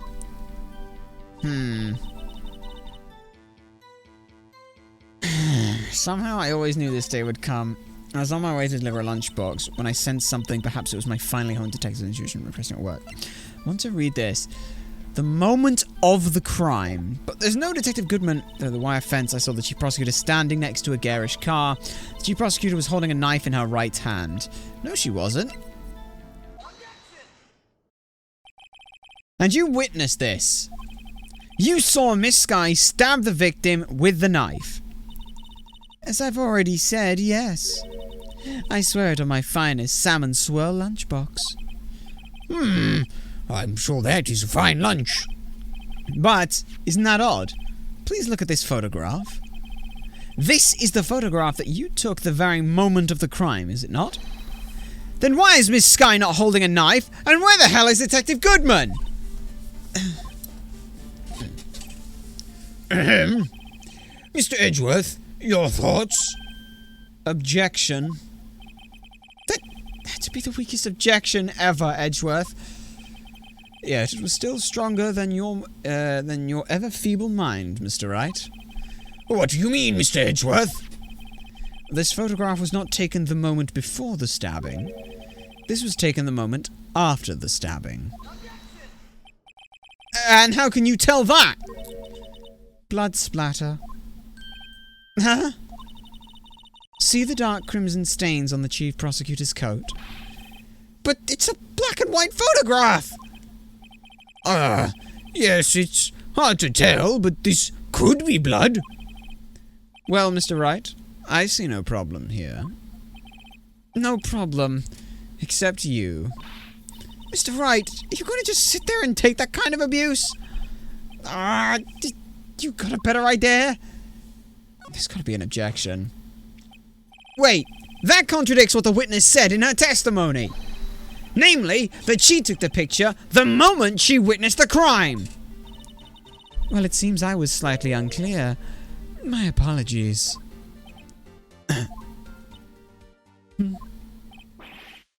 That's it? If you run out of lunch, you order seconds. Problem solved. If you don't like it, try ordering the jumbo-sized lunch from the get-go. Good advice. I'm not sure I understood it, but good advice. I didn't have time to stop her.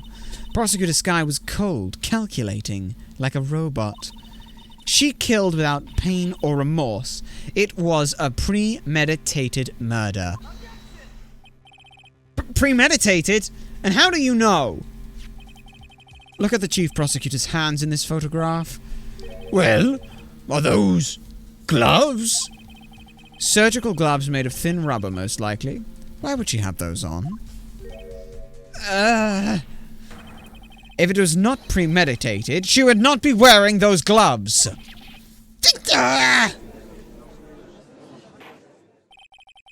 Well, these gloves do seem to tell a tale of premeditation. Premeditated murder. A serious offense. Wait, but why did she... No. Fuck that. No. She used Edgeworth's knife in the trunk of his car. If this was premeditated, she'd have brought her own knife. Witness, add this to your testimony. The murder was planned. The rubber gloves prove it. Yeah? And the knife says otherwise. Witness, do you know what this is? Are you trying to test me?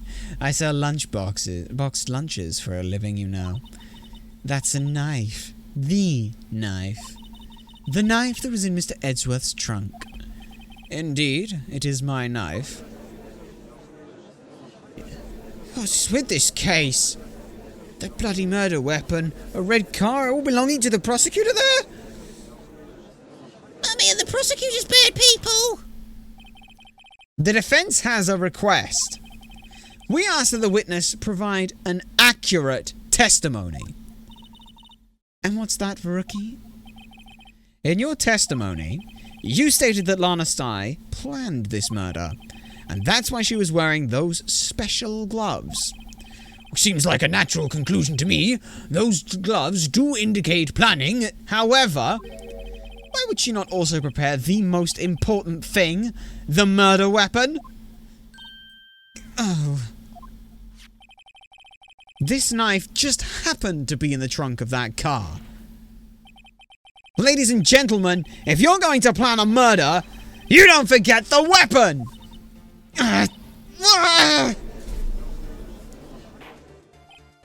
Order! Order! Order! Great, now the tide is turning in our favor. Great show, Mr. Wright. My sister's as good as free. No, she's not, because Edgeworth's just going to turn around and say, I didn't think that it was premeditated. That's this idiot witness's choice. I'm so fanciful. Watch that be the exact thing he says. Right. I believe the next lunch you'll be eating is humble pie. What? I hope you weren't deluding yourself into thinking that the tide has turned. Not over such a trifling detail. But this shoots a hole in the whole premeditated theory! Bah. The prosecution could care less if it was premeditated or not. The only person who seems to care is that lunch lady over there. The defendant Lana Skye murdered a detective with a knife. That is the only thing the prosecution need prove. Nothing else. Very good, Mr. Prosecutor. I suppose you'll think you're clever now. But you know as well as I do that she planned on killing him. It was planned. If it wasn't, why would she have been wearing? I believe I'd like to hear your testimony again. Witness, please tell us only what you saw, not what you thought. How dare you! My powers of deduction are not to be underestimated. Really now?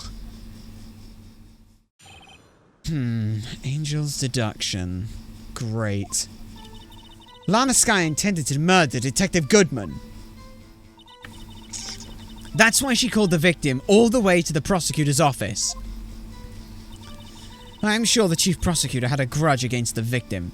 This is speculation! I can't press this shit! Nothing else could drive that human machine to plunge the knife in again and again. What the fuck are you talking about?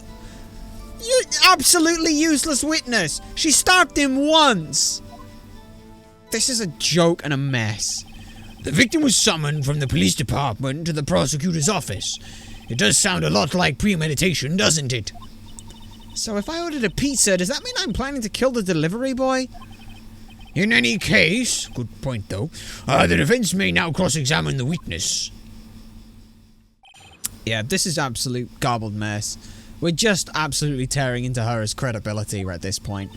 Like, here's the thing. This is speculation. Edgeworth will counter our point at this saying, telling her to shut up, so we don't care about that. That's why she called the victim all the way to the prosecutor's office. That proves nothing. She could have called him literally anywhere. Edgeworth will claim that as well. I'm sure the chief prosecutor had a grudge against the victim. Don't care. Literally nobody asked. Nothing else could drive that human machine to plunge the knife in again and again. Yeah, aside from the fact that one knife wound. You say she stabbed him again and again, but you couldn't have witnessed that. Are you testing me? Then I'll test you. With my moss surprise. Is that just a... what? I'm afraid the moss is growing under our feet as we wait, Miss Starr. What do you mean? I shouldn't have to explain this, but take a look. The autopsy report states the death blow was due to a loss of blood from one stab wound. Aha! You're right! Good show, Mr. Edgeworth. What a hunk! He's my hero, really. What about my objection? No one wants to notice that? Well, witness. You got the crime scene set, right? Thanks. I always believed that no one could ever mistake ketchup for blood. But now I realize that such mistakes are possible. So, you're saying you mistook something for blood? When she lifted her knife, I thought I saw blood on her breast. Splattered blood from her victim. That's why I thought she must have stabbed him at least twice. Then tell us what you saw that you thought was blood. Testify. Her red muffler looked like blood to me. That's how ghastly the whole scene was. Her red muffler. Wait a minute, wait a minute, wait a minute. She's not wearing a red muffler. Yes, like a scarf. The chief prosecutor always wears one around her neck. So she can be easily hanged at the moment's notice, I suppose. She's right. This guy was wearing a red scarf, wasn't she? But wait. Isn't it odd that you mistook that for splattered blood? Well, people often mistake my beard for a bib. A judge with a bib.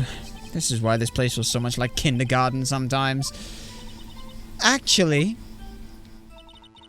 I don't think I saw some traces of blood on her chest. However, the autopsy report is clear on this matter. There was only one knife wound. Apparently, Miss Starr isn't entirely sure of her own testimony. Mr. Wright, this is our chance! Chance for what, I wonder? Miss Starr has turned out to be as short-tempered as she looked when we met her. Challenging her abilities as a detective really set her off. The short wick burns out the fastest. It's a scientific fact. I wonder, wouldn't it depend on the size of the candle? I mean, add more wax and even a really short wick will burn longer. Obviously, more scientific testing is required. But here's the thing. Oops, accidentally went too far there. So we want Detective Goodman. That's why she went all the way to prosecution. I'm sure the chief prosecutor against him. Her red muffler looked like blood to me. That's how ghastly the whole scene was. But your own photo shows that she's not wearing one. Miss Starr, I demand an explanation! The witness is clearly not suited for detective work. What? The suspect was not wearing a scarf or muffler of any kind when she stabbed the victim. And you've proved it yourself, with this photograph. Huh? But that can't be... Only a professional lunch lady could be so utterly clueless. Congratulations. Perhaps you finally found your true calling in life. Harsh words, but good. In the end, Mr. Edgeworth prevails. What was my objection? Chopped liver? But There was a scarf. No, not that, but something red. Really? Well now, where were we? The witness has given us an entertaining interlude, but back to business. What? Very well, witness. Continue your testimony. Why are we letting her continue? You saw the crime and apprehended the suspect. Tell us about that. You apprehended her? Very well. I do remember some things accurately, at least. Ultimately, we couldn't shake the most important part of her testimony. The most important part, huh? The part where your sister stabs the victim. This next testimony might be the most moment of truth. You apprehended the suspect. After the murder, the suspect attempted to run behind a partition off to her side. I quickly caught her, explained her rights to her, and arrested her on the spot. Ah, yes. When I arrested her, she mentioned the muffler. That's what had me confused in my earlier testimony. The chief prosecutor made an escape, but against Angel Star, resistance is futile. How do you know she ran? You are quite determined about this scarf, aren't you? I strike like a snake and bite like a cobra. That's me. Angel Star. Isn't a cobra also a snake? That wasn't a very good metaphor. First of all, a cobra is a kind of snake, and don't bother me with details unless you want to get bitten. I mean, some people would. No, thanks. Note to self, Mr. Wright is weak against poisonous snake bites. The chief prosecutor tried to resist, but her efforts were in vain. She knocked my hand aside, kicked over an oil drum. An oil drum? Hard to imagine. Oh, she's beautiful, but deadly. A predator, this one. A leopard woman. Rawr. Very well, Mr. Wright. Your cross-examination, if you will. Apprehending the suspect. After the murder, the suspect attempted to run behind a partition off to her side. So, where is this partition on the floor plan? I'm sure she means this wall next to the car. That's right. There was a wall there about 6 feet high. She was obviously trying to hide herself. Quite a natural thing for a criminal to do. And what did you do then? I quickly caught her and explained her rights to her and arrested her on the spot. How? You say quickly. Were you close to the suspect? As I just said, I was only 30 feet away from her the whole time. Maybe I should press her for more details. No. Press for details. I'd like to see this on the floor plans just to be safe, please. Because there's the Lunchland car was somewhere over in B. She was a visitor, thus she was parked in Block B. So you witnessed the murder from around here? Well, that would make sense. About 30 feet. That would make it about 30 feet from the car, yes. Is this correct, Miss Starr? Yes, that's right. You hesitated there. But there was a chain link fence in front of you. I went over it, of course. Amazing! The cough-up queen lunch lady athlete indeed. It would have taken her a little time to climb over the fence, so she couldn't have gotten to my sister that fast. Yeah, that fence was about 9 feet high, too. So how did Miss Sky not get away? Unless she climbed on the back of the truck. When I arrested her, she mentioned the muffler. She mentioned the muffler? What exactly did she say? If I remember exactly, I would have told it to you in my testimony. Cheeky. Anyway, all I heard was her say the word muffler. Just that one word? So, what you heard wasn't the suspect talking to you, but to someone else? Yes, the chief prosecutor was talking on her phone. Her phone? She can't mean... By phone, do you mean this cell phone discovered at the crime scene? Yes, ultimately. Ultimately. My memory is like a salmon heading upstream, you see. No, the court doesn't see, Miss Starr. The chief prosecutor first attempted to use the phone hanging on the wall. On the wall? That's right. Near the car, there was an emergency phone on the wall. Apparently it was out of order. And so she used her cell phone? Indeed, the emergency phone was out of order that day. Good witnessing, witness. Good witnessing? Whatever happened to good testifying? You should, of course, add this to your testimony. Wait, but hang on. The things I do is to please this rookie defense attorney. Lana's cell phone was updated. Okay. I saw it all, how she tried the phone on the wall, but had to use her cell phone instead. No. You could not have. There is no way you could have. Miss Starr, I have to conclude that you have a personal grudge against Miss Lana Skye. The witness is a former detective. Her testimony is unmarred by personal bias, except all the times that she's been marred by personal bias. Well, who would have thought you would be my knight in shining armor, prosecutor? You who, together with the chief prosecutor, kicked me out 2 years ago. Well, Miss Starr, this is a fatal contradiction in your testimony. How do you explain this? I don't know what you're talking about. Mess with me, and I'll make you cough it all up. Ahem. Let's look at the floor plans, shall we? You said you witnessed the crime from this point. However, if that is true, you couldn't possibly have seen Miss Skye making that phone call. I believe you see what I'm getting at. That emergency phone was on the back side of this partition. If indeed you were in Block B, you couldn't have seen it! What? Order! Order! What is the meaning of this? It's simple, Your Honor. She's not coughing up lunch. She's coughing up lies! That's quite a claim, Mr. Wright. Perhaps you will allow me a question. Tell us what lie exactly this witness has told the court. Here's the counterattack begins. I can't afford to be wrong. The witness lied about where she saw. Where she saw it. She had to have been. Miss Skye tried to use the emergency phone, but it was out of order. What is significant about this fact? Nothing. Therefore, it would be pointless for Miss Starr to lie about it. Pointless to lie? I see.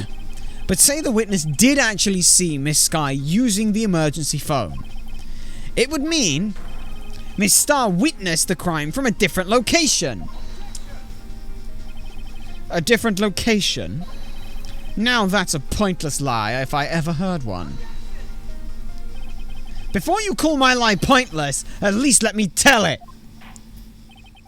Let me ask a question of our clever wordsmith, Mr. Wright. Just where was this witness when she saw the crime? All the testimony we've heard now until now points to one direction. The place from where Miss Starr witnessed the crime had to have been from anything over this side, right? However, she couldn't have seen it from anywhere this far below, because if she had, the partition would have blocked it. So she had to be somewhere high on the left side of this partition. There's only one place you can do that from. This is the only place where she could have been. The security guard room? Indeed, the security guard in the underground parking lot is well positioned. It's built on the second floor, so you can see the entire lot.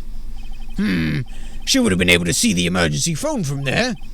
But why there? There are many other places where she could have seen the phone. Not in this case, Your Honor. The witness, not being part of the prosecutor's office, couldn't park in Block A. The only place she could have been, she could have seen the crime and the back of the partition is here. I remember in your testimony that you said you brought a lunch to your boyfriend in the security guard room, yes?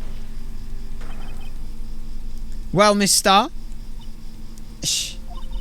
How many years have I been getting the better of men? To think that the tables could be turned. Today a man has gotten the better of Angel Starr. Well, you did just fucking lie. Order! Order! Witness! What have you done? You used to be a detective. You should know better. I'm not turning back. The guilty will be punished. And I'll do what I must to make sure justice prevails. Not so much an angel, I dislike this one very much. Yeah, I mean, here's the thing, like, if she wanted to be like, oh, I'll do what I must, isn't she doing the exact same thing that she's claiming the prosecutors are evil for? Like, isn't that just a thing? Like, come on. The guilty? Is she talking about Miss Sky? Mr. Wright, doesn't this strike you as odd? Why did Miss Star lie? It doesn't make any sense. Huh? She could have just said that she saw the crime from the security guard station. It wouldn't change anything. Exactly. This photograph tells all. It was the defendant who stabbed the victim. Wait. When the fuck was this photo taken then? That truth still stands. It still stands. I disagree, Mr. Edgeworth. What? If a witness is found to be lying, they're guilty of perjury. She knows this. She wouldn't risk that without a good reason. So, tell us what her reason was, Mr. Wright. Huh? Me? Well, who else? Mr. Wright, let's review what we know. Miss Starr witnessed the crime scene from the security guard. There's time when she wasn't able to view something. She knows that we'd be able to break her down in court. Besides, let's look at it this way. We're saying that the death happened, the death happened at 5:15, okay? That's what we're saying. We then have 3 minutes of time where no one was witnessing her. 3 minutes of something happening that you can't account for. If we can break that down, she'd be absolutely ruined. We'd press that and tear our testimony apart for all it's worth. Miss Starr witnessed the crime scene from the security guard station. But she lied and said that she was from Block B. It must be a vital difference, but what would it change? That would be the angle of the view of the crime. Right? Why, the angle at which she saw the crime occur would change. The angle? What do you mean? How do I say this? The security guard station is on the 2nd floor, and, well, she would have sort of had more of a 3D view of the crime. And this is important. Why?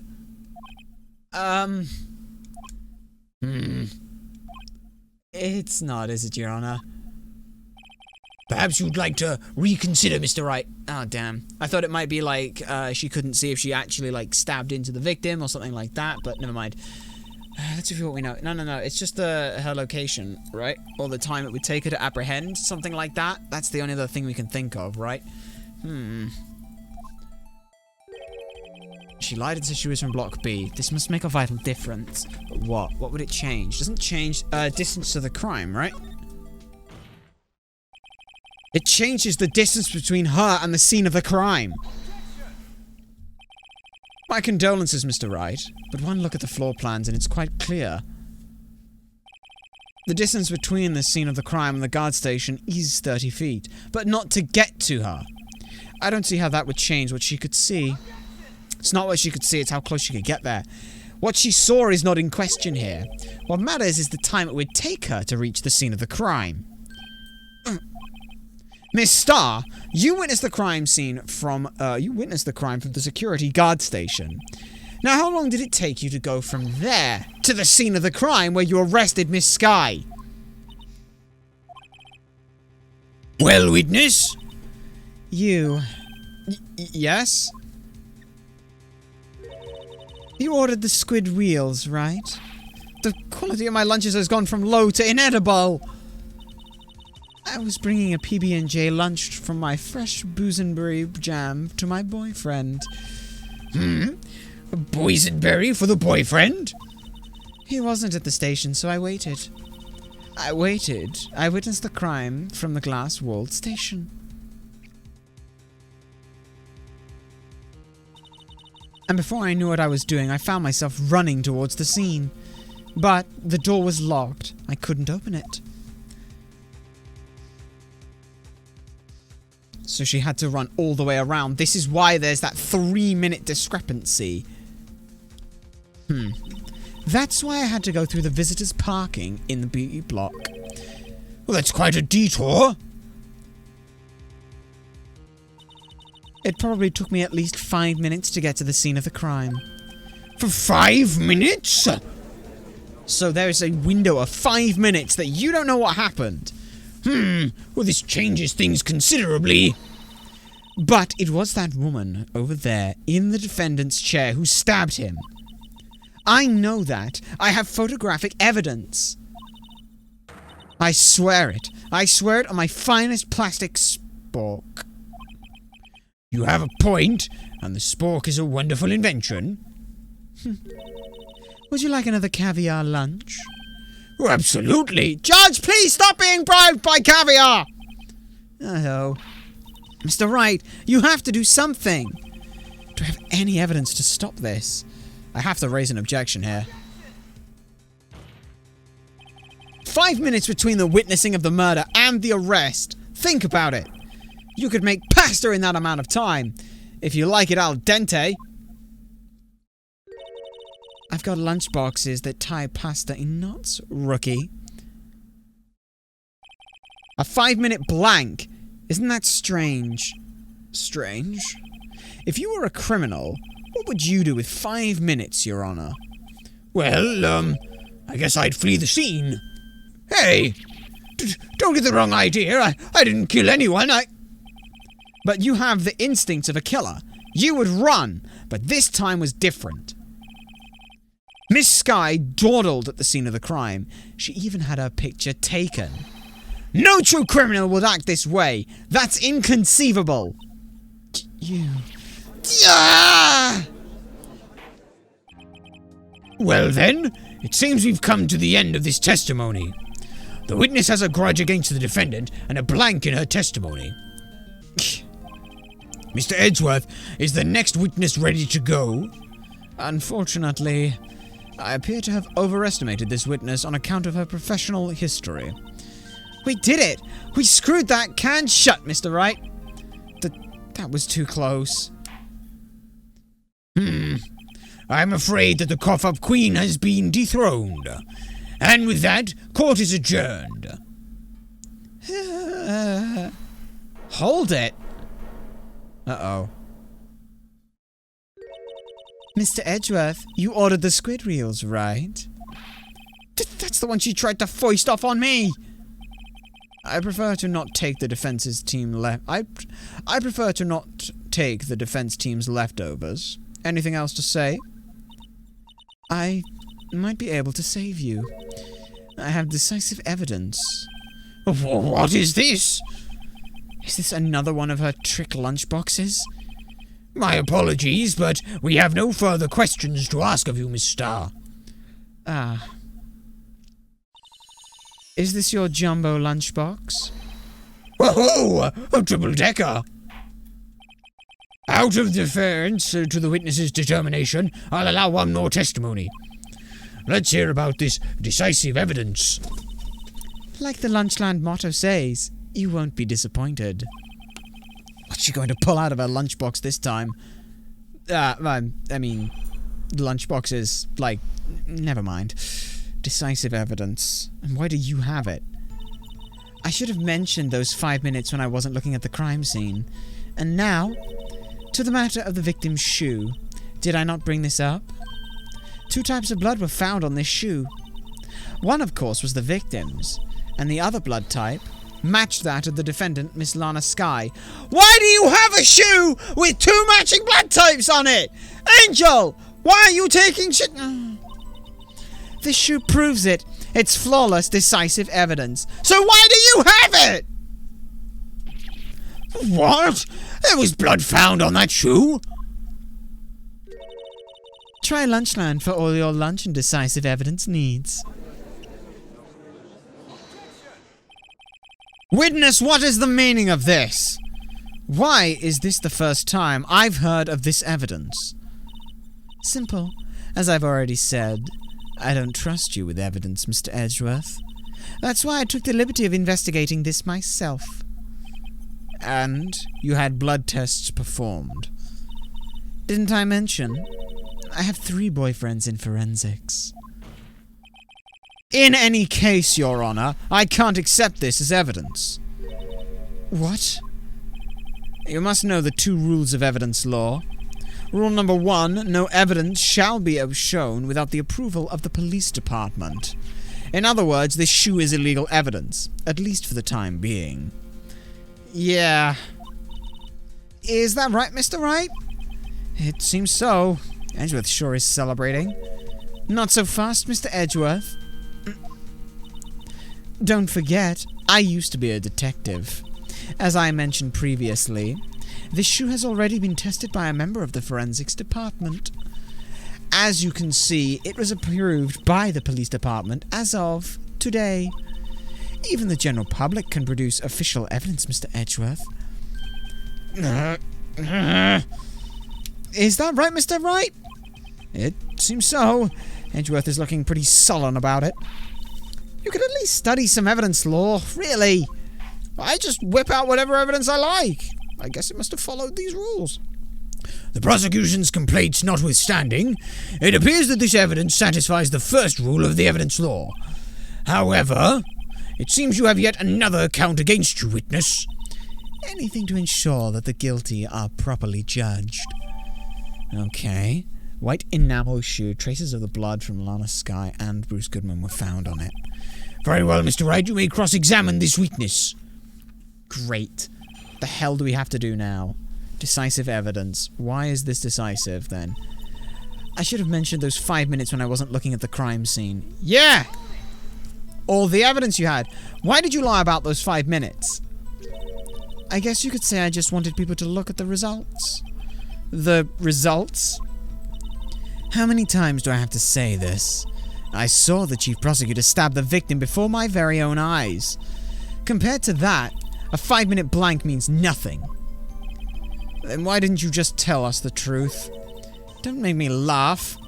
We're dealing with the most untrustworthy of the vile known as prosecutors. Falsified evidence, arranged testimonies, and erasing manipulating evidence. When you fight monsters, you need to use every trick in the book. This is when the suspect is admitting... when the suspecting is admitting that she did it. But false testimony is the most despicable crime of all, Miss Starr. Let's just get this over with.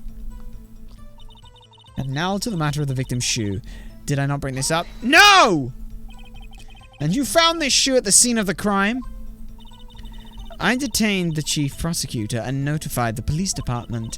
I wanted to make myself useful while I was waiting for the police to arrive. So, like an ill-trained pooch, you snuck off with the shoe. I was afraid someone would erase the chief prosecutor's crime. This shoe is my secret weapon if that should happen. See this fashionable basket I have here? It carries more than lunchboxes, gentlemen. I'm happy for you and your lunchbox bag, really. In any case, you removed valuable evidence from the scene of the crime. Now tell us what you did next. 2 types of bloods were found on this shoe. One, of course, was the victim's. But... so you brought it to the forensics department. If you're going to submit something as evidence in court, you need it approved. To do that, evidence must be analyzed by a forensics expert. And she got away with her little coup because she used to be a detective. The shoe does appear to have a bloodstain on it. Well, the man was stabbed after all. And the blood belonged to the victim, Detective Goodman. As I said, there were 2 types of blood found on the shoe. And the other blood type matched that of the defendant, Miss Lana Skye. You can't say for sure that the blood belonged to the defendant with a blood test. You claim to know something about blood tests, rookie. Uh-huh. Well, speak up. Well, blood comes in 4 types, A, B, O, and AB. However, you can't tell from a blood test whether a murder was committed in cold blood. Phoenix, why are you making... That's just a figure of speech, Mr. Wright. Actually, we can differentiate between millions of types with all the blood tests out there, which means that we can more or less narrow any sample of blood down to just one person. Or so I hear. That's pretty specific.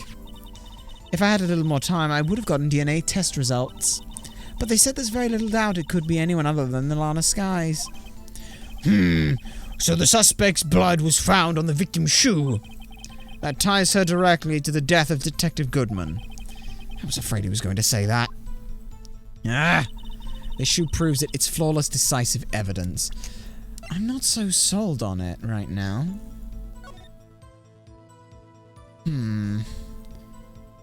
Yeah. I'm not sold on this. There's blood here too! On the sole of the shoe? It's got to be the victim's, right? He must have stepped in a puddle of his own blood. All this blood. It's horrible. This blood might be an important clue. Yeah. So there's blood on the bottom of the shoe and then blood on the side? This blood, it's my sister's, right? It appears so. Lana's right hand was bandaged when we saw her in jail. Poor sis. Okay. So we have blood on the sole of the shoe and blood on there. Okay. Why is... Wait a minute. Wait. Check. How could he have stepped in his own blood? There's no blood on the scene of the crime at all. What about the inside of the shoe? Well, he's wearing this shoe. That wouldn't make any sense. It's not decisive proof. Because if he has blood on the sole of his shoe, that means that he stepped in his own blood. But, as shown by the photo, 5 minutes after being stabbed, there is no blood on the floor whatsoever. I can't let this evidence go through without a fight. You ordered the peppered fish guts, right? Some like it hot, Mr. Wright. Some, like your client, she's enough hot water to make a whole vat of soup. Mr. Wright, do you or don't you have a problem with the shoe? A problem? This is critical. Is there a problem with the victim's shoe? There is a problem, not with the shoe. If I'm not imagining things, I'd say there is one critical problem with this evidence. A clear contradiction! That gleam in your eyes? You're still young, rookie. Oh, we might be pushing this the wrong way. I'd give you a peppered fish guts now. But you couldn't take the heat, could you? Let's hear what Mr. Wright has to say. What is contradictory about the victim's shoe? Show us the problem with this evidence. It's the fact that there's blood on the bottom of his shoe. It's here. I wonder if you noticed. There's blood on the bottom of this shoe. Oh good, we can still do it this way. Don't mess with me, rookie. Or it'll be your blood on the bottom of my shoe. Well, some people like that, but... Indeed, there is quite a bit of blood on the bottom of the shoe. It makes sense. The victim was stabbed with a knife. What could possibly be contradictory about blood on the bottom of his shoe? Take a look at this, Edgeworth. The problem lies in the footprint. The footprint? Note that the bottom of the victim's shoe is covered in blood. Then, isn't it strange? Why weren't there any bloody footprints found at the bloody scene of the crime? Aha! As you can see, there were no traces of any such footprints at the scene of the crime. That contradicts your claim about this shoe. This picture only shows part of the floor plan, so there could have been bloody footprints. Then where are they, Mr. Edgeworth? Because when we checked the scene and found nothing of the sort! Order! Order! Order! Well, witness? What? Huh? Great going, Mr. Wright, but... It's true that the lack of a footprint is a contradiction, but then we have to ask why there wasn't a footprint. Oh. Well, that's true. There has to be a reason why there wasn't a footprint. Think, Mr. Wright, think. Hey, I don't know why it's not there. I'm just good at finding contradictions. What? Hold it. I see. Now I get it. Get what? Our witness is more devious than I gave her credit for. We were hoodwinked to the very end. But she slipped. There is one vital hint in the truth in her testimony. What are you talking about? Think back to how when she told us about apprehending the suspect. The chief prosecutor tried to resist, but her efforts were in vain. She knocked my hand aside and even kicked over an oil drum. An oil drum filled with water. Oh, she's beautiful, but deadly. A predator, that one. A leopard woman. I'm not repeating the roar. I thought it was strange for a normally cool-headed chief to do. Yeah, no kidding. Now, witness, allow me to ask a very simple question. This oil drum, was it empty? Oh, that, I'm not sure I like your attitude, Mr. Edgeworth. Though apparently you're not the slowest conveyor belt in the lunchbox factory.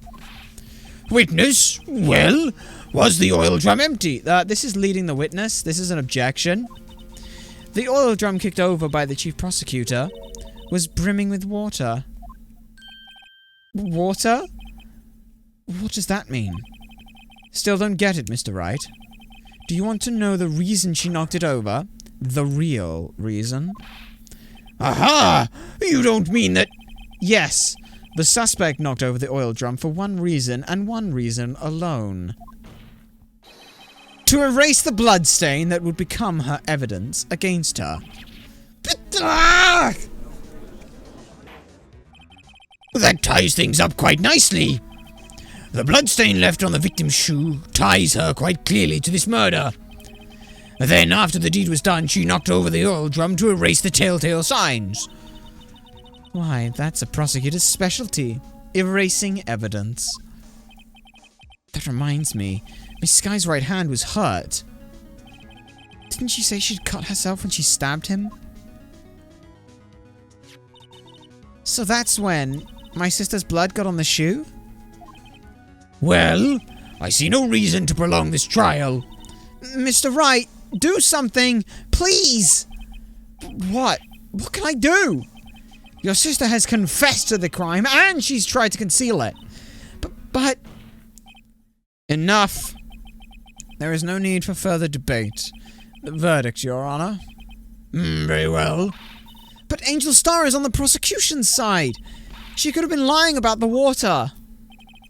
This court finds the defendant, Miss Lana Sky. Who's holding it? Little girl, what did you just say? Huh? Me? Did you say that I, Angel Star, was on the prosecution's side? Well, yeah, you are. You're saying my sister hid evidence by erasing the bloody footprints. Well, I thought you'd had your fill, but here you are, demanding a second helping. Another lunchbox. A lunchbox called evidence. Wait, witness, don't tell me you have something else. Another one? The time for deliberations is past. Any further comments, and you will be held in contempt of court. Your threats don't scare me. Your threats don't scare the cough-up queen. Look at this. A photograph? I had it just in case anyone else had the gall to suggest that the white shoe didn't belong to the victim. I see no room for error in this evidence. Mr. Wright, wait! Look at the asphalt in this photo! Hey, it's clearly wet. Wait a minute. There's two things I have wrong with this.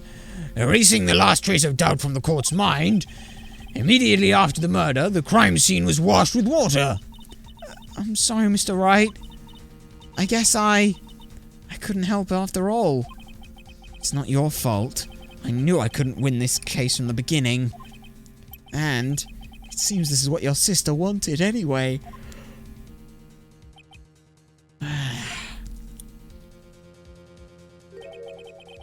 sorry, Mia.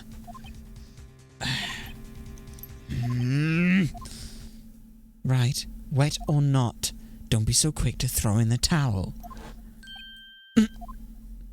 Get yourself up on the asphalt and take another good look.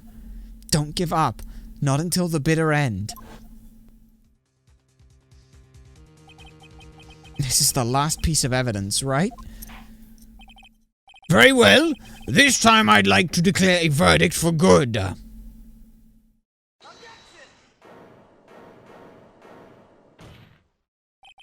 Your Honor, wait! What is it with you people? Can't I hand out my verdicts in peace anymore?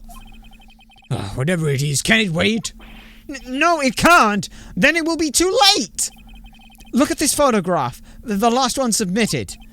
This trial isn't over until we give each piece of evidence its proper consideration. So, Wright, are you saying there's a problem with this latest piece of evidence? Yeah. I'll think of it later. Yeah, there's a problem. Right or wrong, I've got to go ahead with this. I suppose, since we've come this far, we should give every claim a fair shake. Well, Mr. Wright, show the court the problem with this photograph. Well, there's two things that I see that are wrong with it. First of all is the fact that we've got this knife sticking into a wound that he's saying is where blood loss is. If there's a wound in there, that doesn't constitute for blood loss. But second of all is this. We have a hunch as to what this is. Lana Skye mentioned a muffler. She was then also said to have been wearing a muffler, but the photograph very late after the crime says that she isn't wearing it. So, where did it go? The problem in this photograph is here. Uh-oh. Oh, you redeemed a fact. You know what's funnier than 24? 25. Very well, we shall. Your Honor, I have a fact to request for the to the gallery. They definitely need to know this. Hang on, I'm just pulling out from the evidence. We promise this definitely sits with evidence law. 25, you say. Okay, 25 it is. Well, interesting. Greece is the only country in the world whose name contains none of the letters of the word Olympiads, which is rather funny considering where the Olympics comes from. What's this? There's something poking out of the car's muffler. Wait just a moment, Mr. Edgeworth. Your Honor. Did you just say muffler? However, I see no traces of a muffler or scarf of any kind in this photograph. A muffler is also part of a car or motorcycle, Your Honor. Just think of it as part of the exhaust system, a pipe. I see, and I see. What is this suspicious-looking cloth sticking out of the car's muffler? It's a muffler, Your Honor. Yes, I know, we've just gone over that. No. What's sticking out is a muffler. Yes, that's the car. No, the thing in it is a muffler. The muffler is hiding a muffler. So what if there's something sticking out of the muffler? What does that have to do with this case? Nothing. Absolutely nothing. Sorry, Miss Starr, but it's not going to be that easy. In fact, you've already told us why this is important to the case. You said as much in your testimony. What? Let's hear what Mr. Wright has on his mind. Tell us why you think this piece of cloth in the muffler is related to the case. Miss Starr, recall your testimony for the court. Ah, yes, when I arrested her, she did mention the muffler. She mentioned the muffler. Muffler? Yeah. Could it be that the muffler that you had mentioned was actually this exhaust pipe? If so, that means this piece of cloth is vital evidence. Oh. You knew 25 would be funny. It is indeed funny. You are correct. Well, it seems we have to suspend the proceedings. Suspend? I find myself wondering about this piece of cloth. If we leave any questions unanswered here, we do a disservice to the law. Have the car at the crime scene inspected at once, and bring me that cloth. The verdict will wait until after we've seen all the evidence. Agreed? I suppose so. That was close. But we made it. At least for now. This court will adjourn for a 30-minute recess. It's lunchtime, after all. He's still hungry? To be continued. Well, let us keep going, yes? Save your progress? Yes, we shall save our progress. Let us keep going, then.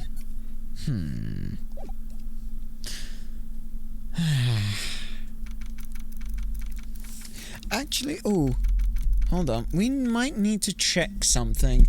We need to check something on a little bit of the data broadcasting stuff. So we will actually also as well use this opportunity to take a small break, as it were. Let us go ahead and pull up something, and yes, we shall also be right back. Should not be about a few moments though. Well, we made it back for a very good time. Salutations, Birdie Boo. It is a pleasure to see you here. Welcome, and as well, thank you to the Raiders of 5. You have caught us at a rather fun time. Just had to check and make sure that some systems were all working and functioning correctly. But they are. So, without much further ado, let us get back into what we were doing. We are here, and we hope you've had a good stream as well. Thank you very much for stopping by. As for what it is that we're doing, okay, so we've got a defendant who's claimed that they actually did kill someone, and we've got a witness who says they did, but now we're kind of finagling it into, did they actually do it? Is it a bias? It's kind of all over the place with where it's actually happening and stuff. We're not really 100% sure, but that's what's happening. So that's what we're going for. Hopefully, things will go well. Just had to check on those last little, pieces and things. So now, without much further ado, we just do this, and then we're back in. Mr. Wright? Huh? What? Are trials always like this with you? Yeah, okay, yes. Very simply put, yes, they are. Like you're swimming up from the bottom of a lake, about to reach the surface, and then suddenly you get pulled back under even further, and it turns out this wasn't a lake at all. But no matter how hard you paddle, you never seem to get there? Pretty much. Except today we're swimming in quicksand. Yeah, that's also about right. So what happened to your sister anyway? Apparently she got called off to the judge's chambers. Probably something to do with the piece of cloth. So, where is... This is where we turn this trial around, right? Yeah, definitely, yeah! Her only weapon, a tiny, insignificant piece of cloth. Okay, please don't say it like that. I was already having trouble trying to say that it was going to be fine. I have no idea what this is going to enable us to do. I'm the one who's starting to feel tiny and insignificant, to tell you the truth. Hola, partner. Marshall? Marshall? They say you show a red cloth up to a bull, it'll flare up its temper. That's what they told me when I was a young'un, at least. Officer Marshall! I thought I'd come take a look, see how the trial's going. Looks like I'm late. They've got the home ranch locked down tighter than a fort in enemy territory. That's hard to slip out, huh? What's going on over there anyway? All the police I've seen the last 2 days have been really on edge. Don't you get enough on your plate without worrying about other people, compadre? You could be worried about the chief prosecutor's taste in mufflers, that's for sure.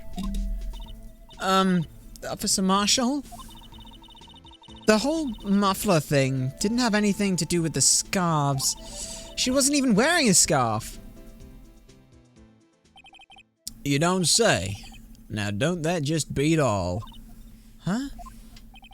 I've seen the red breeze blow in her slender neck many a time. I saw it that day too. She was wearing a red muffler. What? At the award ceremony that afternoon. Edgeworth seen it too, I'd reckon.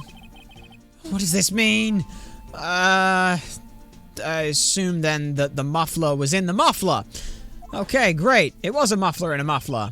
In the photograph taken at the crime scene, she wasn't wearing a scarf. Well, we have a missing muffler, mention of a muffler, and a suspicious piece of cloth sticking out of a muffler. I wonder what it could be. It's probably the muffler. That's the guess anyway. So, Miss Starr wasn't mistaken. Well, it's about time. Remember, partner, sometimes you gotta grab the bull by the horns. Okay, but grabbing the bull by the horns does not stop the momentum from which the bull is charging at you, unless you are insinuating that what you should be doing is taking the horns of the bull and then trying to turn. Don't grab the bull horns. That's a bad idea. Yeah. And sometimes you just gotta let that bull go where it will. Time will tell. Why are we in the path of a bull in the first place? That would be the best idea to not do. I have a bad feeling about this. So, where are we swimming in now? What are we swimming in now, Mr. Wright? If it's steak sauce, I can hook you up with some fine ribs. Hooey! Maybe. I mean, it's more viscous. Probably would work. Ay. Okay. I'd, like to resume? What's up? The judge keeps looking over at the prosecution. Is something wrong, Mr. Edgeworth? Your face is blue, your lips are purple, you're sweating bullets. That furrowed brow, those grinding teeth, those watery eyes. Is this a Phoenix Wright impersonation? What's more, your eyes are unfocused, you're doubled over, your back is bent, and... It can't be. This can't happen. I wonder what happened to Mr. Edgeworth. Well then, I believe it is time we continued on with this trial. During our recess, I had requested that the prosecution conduct an investigation. This is unacceptable! It seems our prosecutor is quite beside himself. Excuse me. Knock, knock. I'm assuming this is me, Kings. Oh, hello. Who are you? What's with this guy? A strange, stuffy aura seems to be filling the courtroom. Hey! The temperature rose 5.7 degrees when that man came in. Who on earth is he? It's you! Who is this? Should we know who this is? Who is this? Oh! Sorry I'm late, Aji. The roads were packed. It's just me. Long time no see, Aji. How you been? Swim much these days? Hello. No, I have been so busy. Busy schmizzy, Aji, my boy. You have to take time to relax. Yes, indeed. Aji seems to be his nickname for the judge. I'm afraid you're right. Very afraid. Sorry, but who are you? So you're Righto, the attorney. I've heard good things about you, son. Thanks. Sorry about our little worthy giving you all that trouble, eh? You know, we should go swimming together sometime. Jolly. Little Worthy? Mr. Wright, you don't know the district chief of... That's the district chief of police. Okay. This is the lead investigator on the thing. That's fine. That's fine. We're fine. Everything's fine. Why are you here? Chief of police? He's the top-ranking police officer in the entire district.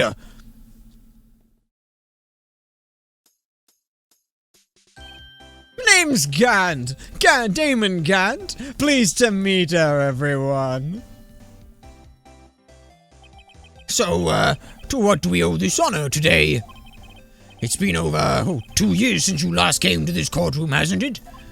Well, it's worthy here. Look at the poor fellow. I just thought I'd help out and bring this. Hey, that's my sister's muffler. So Miss Star wasn't just seeing things. When the crime occurred, Miss Sky really was wearing that muffler. So she got another one at some point between being detained and stuffing that one in a muffler. Weird. But to think it was stuffed into that exhaust pipe. On little Worthy's car, no less.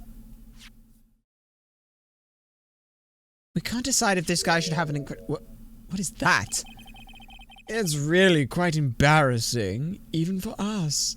Can't decide if this guy's supposed to have, like, a really happy-go-lucky voice or an incredibly stern voice. Is just Damon Gant. What's this? It's what you'd call a switchblade knife. Quite perplexing. Trying also not to make him sound like, Red White. That would be great. Perhaps then something very deep like this. It's what you'd call a switchblade knife. Quite perplexing, this. Chief, what kind of outfit are you running? Mr. Edgeworth? How could they miss such a vital piece of evidence? If your investigators are this lax, how do you expect us to do our job? Now, wait a minute, Worthy. I've no desire to hear your excuses. I'm telling you to wait. Oh, yeah. Or didn't you hear me?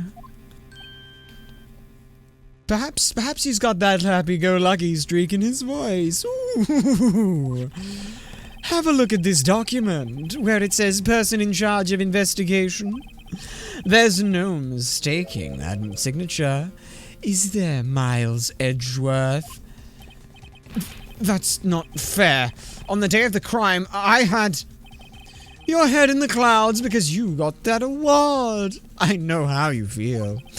But you're the person in charge. I'll expect a written apology. What?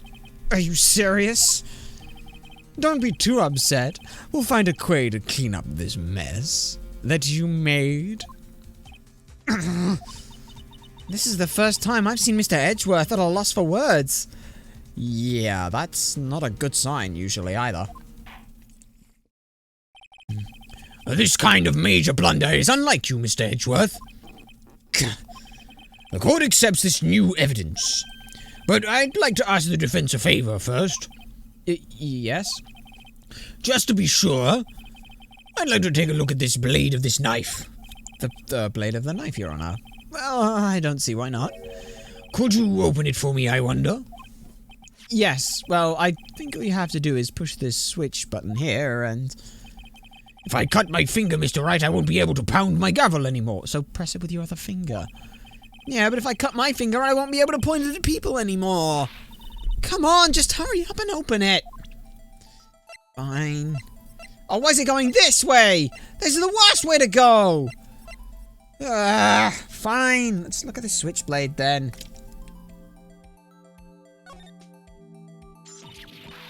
Don't scare me like that. I'm the one who's scared. Wait. There's something more important here. Something way more important. Oh, please let me tip. Look at the knife. The tip is broken off. And this dark red stain is blood. Oh no! Let me look at this further. Let us look at this further. A small tag is attached. This is no. Check. We want to look at this upside down if possible. Look at that. 67S. Where have we seen 67S before? 67S. Well, there is one fundamental flaw we made on this piece of paper here. this piece of paper, we looked at this and went, oh, 67S. It's not 67S. The fact that the top of the paper says Goodman leads everyone to think that this was written that way round. It's not. This says SL9. Something here is related. This does not excuse the actions of the police department. I would like to hear an explanation from the chief of police himself. I'm terribly sorry, but could I ask you to testify for us? About the split between the prosecutors and the police, and about this knife. Sure thing. Not a problem, even a little one, really.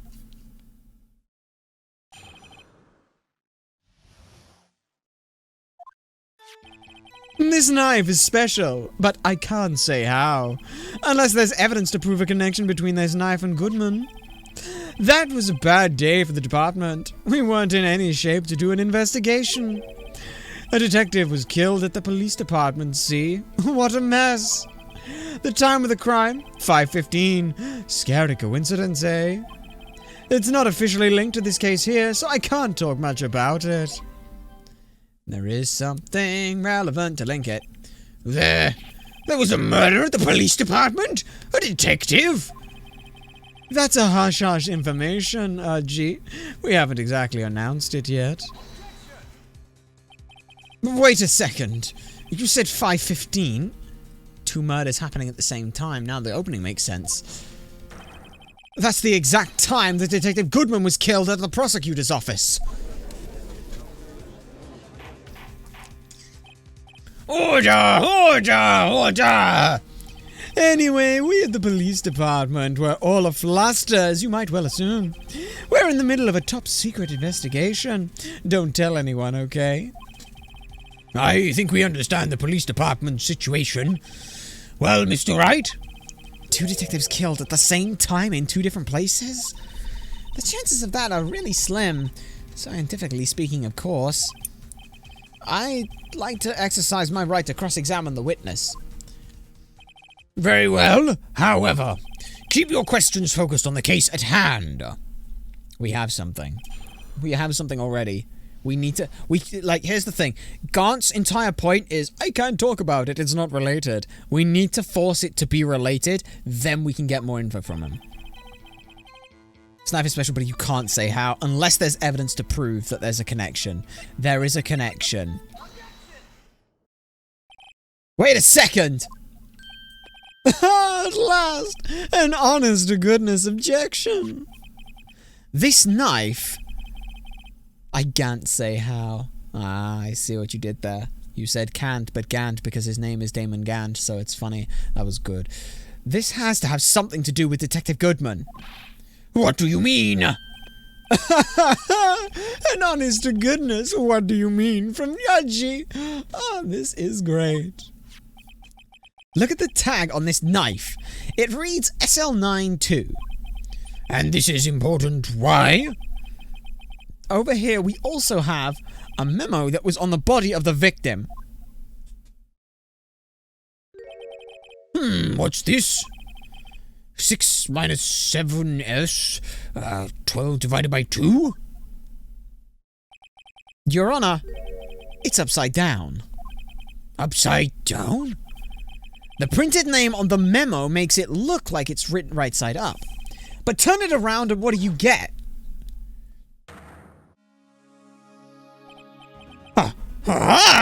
This also makes a lot more sense because America has a very different writing system. They do the month and then the day, which makes a little bit of sense if you go by the idea of it's February 7th. So you put February, in this case, February 21st, which is interesting because we have February 21st, SL9, February 21st, the day he was killed, SL9, and a knife now shows up there?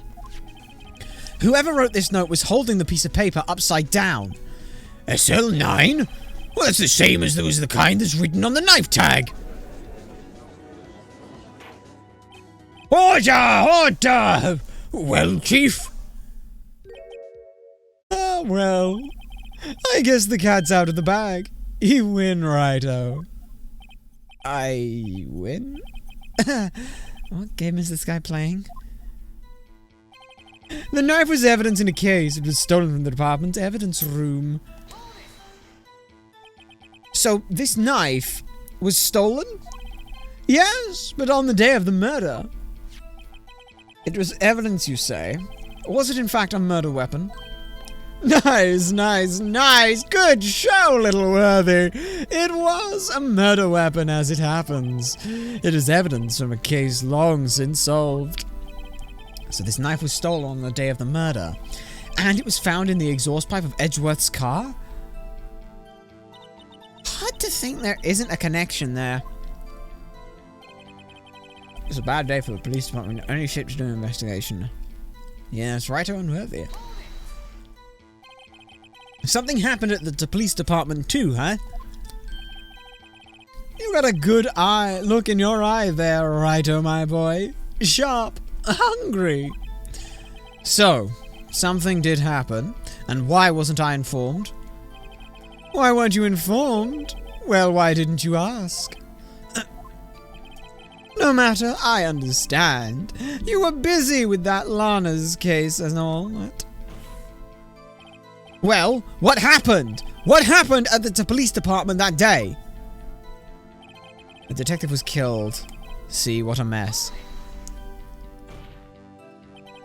On the same day that a detective was killed in the prosecutor's parking lot? Another detective was killed at the police department? That's a fact. Surprising, isn't it, Archie? I am at a loss for words. And the perpetrator? Do you have a suspect?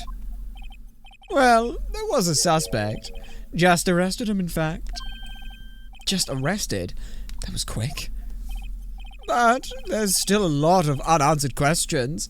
Maybe you could help me, Righto. I suppose I could help if you give me, if you help by giving me data on your case. Oh, good one. This kid's sharp. Okay, here's the deal. I'll tell you one thing and one thing only. How the victim was killed. Where the victim was found is irrelevant. It was at the police department. We know that. When the victim died, we know that. It was how the victim was killed. Well, how was the detective killed? How was he killed? Now that's the interesting part.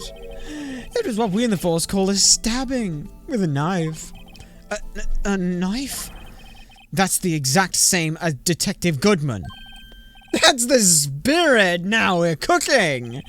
But you know, that's not the only thing that was exactly the same. What do you mean? There were more similarities between the two cases than the cause of death. Seems like I'm going to have to press a bit harder. Scary coincidence, eh? 5:15? But that's where Detective Goodman was killed in the prosecutor's office. What? Funny, isn't it? A murder at the prosecutor's place and a murder at our place at the very same time. What are the chances? Coincidence? This is just my gut feeling, but I'd say there's a 0.001% chance of that happening. Chief Cunt, please tell us more about the incident. It's not officially linked to this case, so I can't talk much about it. How can you say there's no connection? How? Because I'm the chief of police, sir. I can't say anything I please, Righto. You understand. Try to understand, Mr. Righto. Well, if you can prove there's a connection, more power to you. Maybe there's something that ties the two murders together. Whenever it is, I'd better find it and get to the bottom of this. 2 detectives were killed at 5:15. And that knife was found there as well. We'd better check this knife out. The knife was evidence. The department was bad day. It was clear. Can you give us different information? On the same day the prosecutor and the detective was killed. That's the fact. Can you tell us one thing? I suppose I could help. What? I'll tell you one thing. Where the victim was found. So, tell me, where was the victim found? Well, I can't speak on where the corpse was found, but I can say the crime took place in the evidence room at the police department. The evidence room? Wait a second. I've heard of that. The evidence room? Didn't he mention that in his testimony just now? This evidence was in the case. It was stolen from the department's evidence room. There's the connection between the two cases. You seem happy, Mr. Wright. Happy? Happy, we just got handed our ticket to the town out of this case. With the link between the two cases established, we finally have some leverage. And I can get Gaunt to testify about the details. Whoops. Accidentally traveled a bit too far.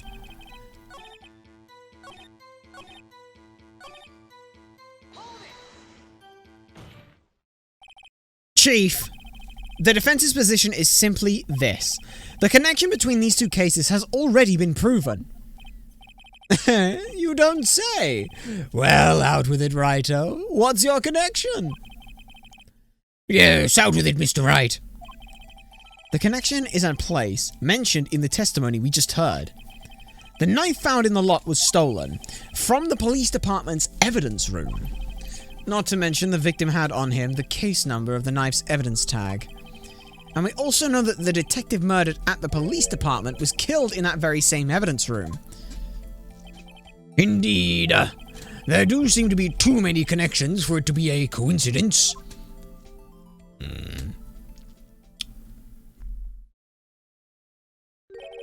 You two make a good pair. It took my men 2 days to find out what you deduced right here. Chief, I request that you release the information on the victim at the police department. See, that's the tricky part. It hasn't been announced yet and all. And can we get the information unofficially?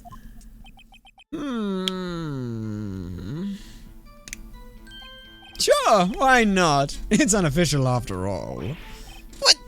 That worked? Really? Who'd have guessed? I'll cooperate, but I can't reveal the name of the victim at the department, okay? If you're going to tell us a little, why not tell us everything? Well, case information is sticky stuff. You have to do everything properly. Oh well, I guess I might as well try to get what I can out of him.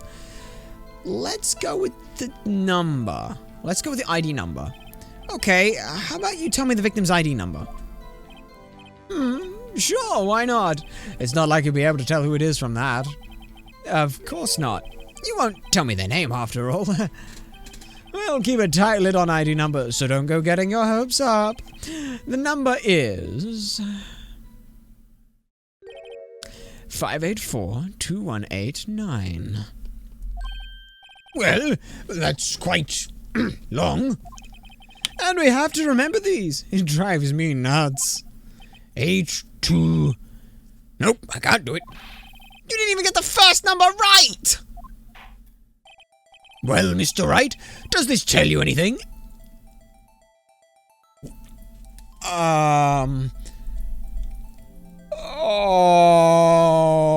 Okay, that's not great. 584-2189. Oh, no. This is Detective Goodman's ID card. Detective Goodman was stabbed in the... So Goodman was oh God, what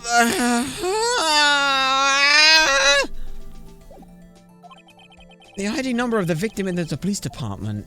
This tells me something. Goodman was in 2 places. Actually, it does, Your Honor. It does! I think. Meaning? It has to be what I think it is. But what does this mean? Well, let's hear what the defense has to say. You say the ID number of the detective who was murdered at the police department tells you something. What does it tell you? Witness! What is it, Mr. Wright? You're grinning like a schoolgirl on prom night. No, it's just, I got confused. And this is news? Huh? Just come out with both guns blazing, like you always do. The police department, the prosecutor's office. Somehow he was in 2 places at once? This doesn't make any sense. 2 places, 2 detectives murdered at one time? Actually, I happen to have a police ID number here. Oh, is this yours? No, Your Honor, I'm a defense attorney, remember? This is the ID number of our victim, Detective Goodman. Shame on you, Wright-o. Personal IDs are top secret. Detective Goodman's ID number is 584-2189.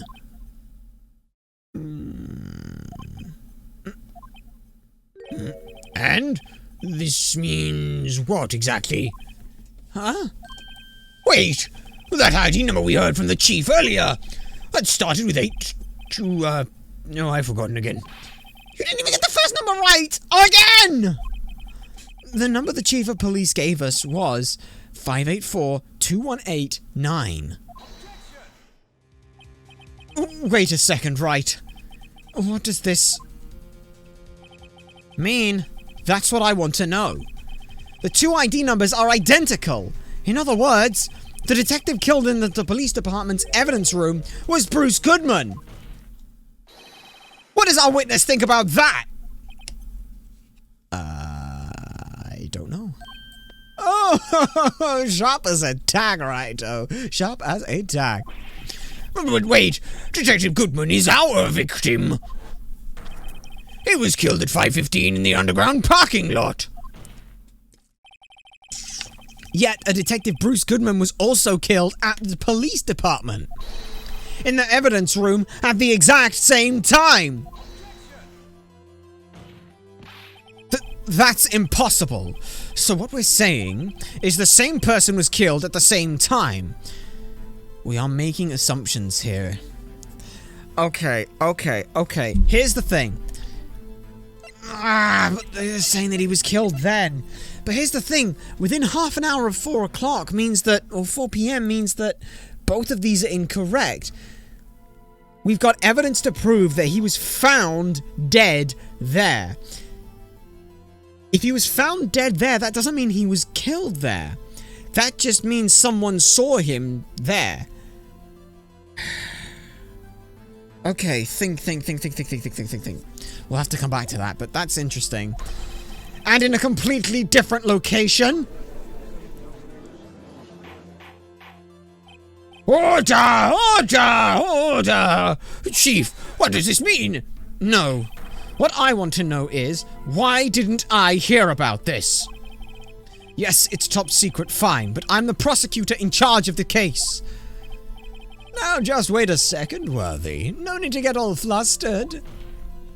Your Honor, the police department has made a grave error in this case. Wait. I said wait. Or didn't you hear me? The oversight, the grave error. Mr. Edgeworth, they're yours. What? How dare you? We informed you yesterday. I believe it was our Officer Meekins who brought you the news. Officer Meekins? Mr. Wright, where have we heard that name? Oh, Edgeworth, no. Wait, aha! Mr. Edgeworth.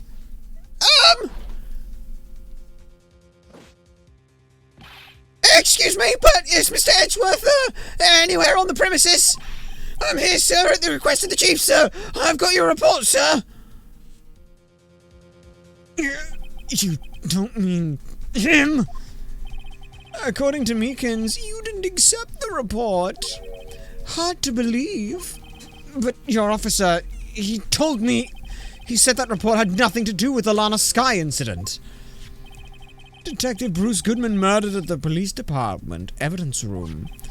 Mr. Edgeworth, the victim's name is written right on the top of the document. Why didn't your officer tell me? Honestly, I'm not sure if that officer was capable of making the connection. He did seem challenged. He also wouldn't have been able to point it out to Edgeworth after being told to leave. In any case, this is a serious error. A gross negligence of duty on your part, Worthy. But, sir, you could have submitted that report this morning to the court as evidence. Then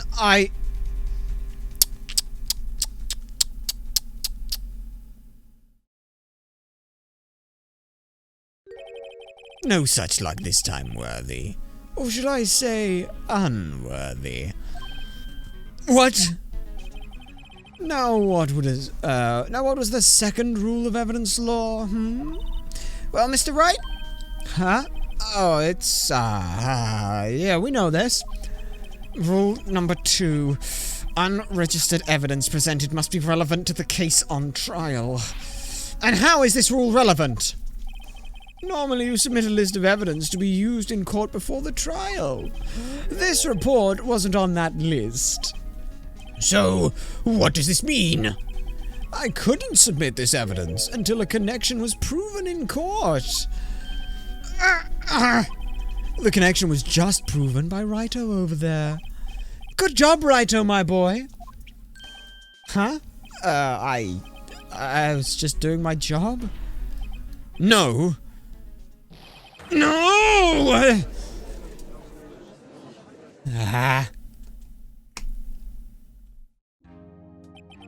It seems we have come to the end of this trial. I know you're going through a tough time, Worthy. What with all these rumors? You were even in the defendant's chair just this past December. I apologize for this terrible lack of due diligence on my part. Mr. Edgeworth? Please, just give me one more day. I'll get to the bottom of what happened, if it's the last thing I do. You'd better get results this time. Really? You have my profound apologies, sir. Poor Mr. Edgeworth. I don't think there has ever been an error this serious in the history of this court. I will grant one further day as the prosecution has requested. Will it be sufficient, Mr. Edgeworth? Yes, Your Honor. Thank you.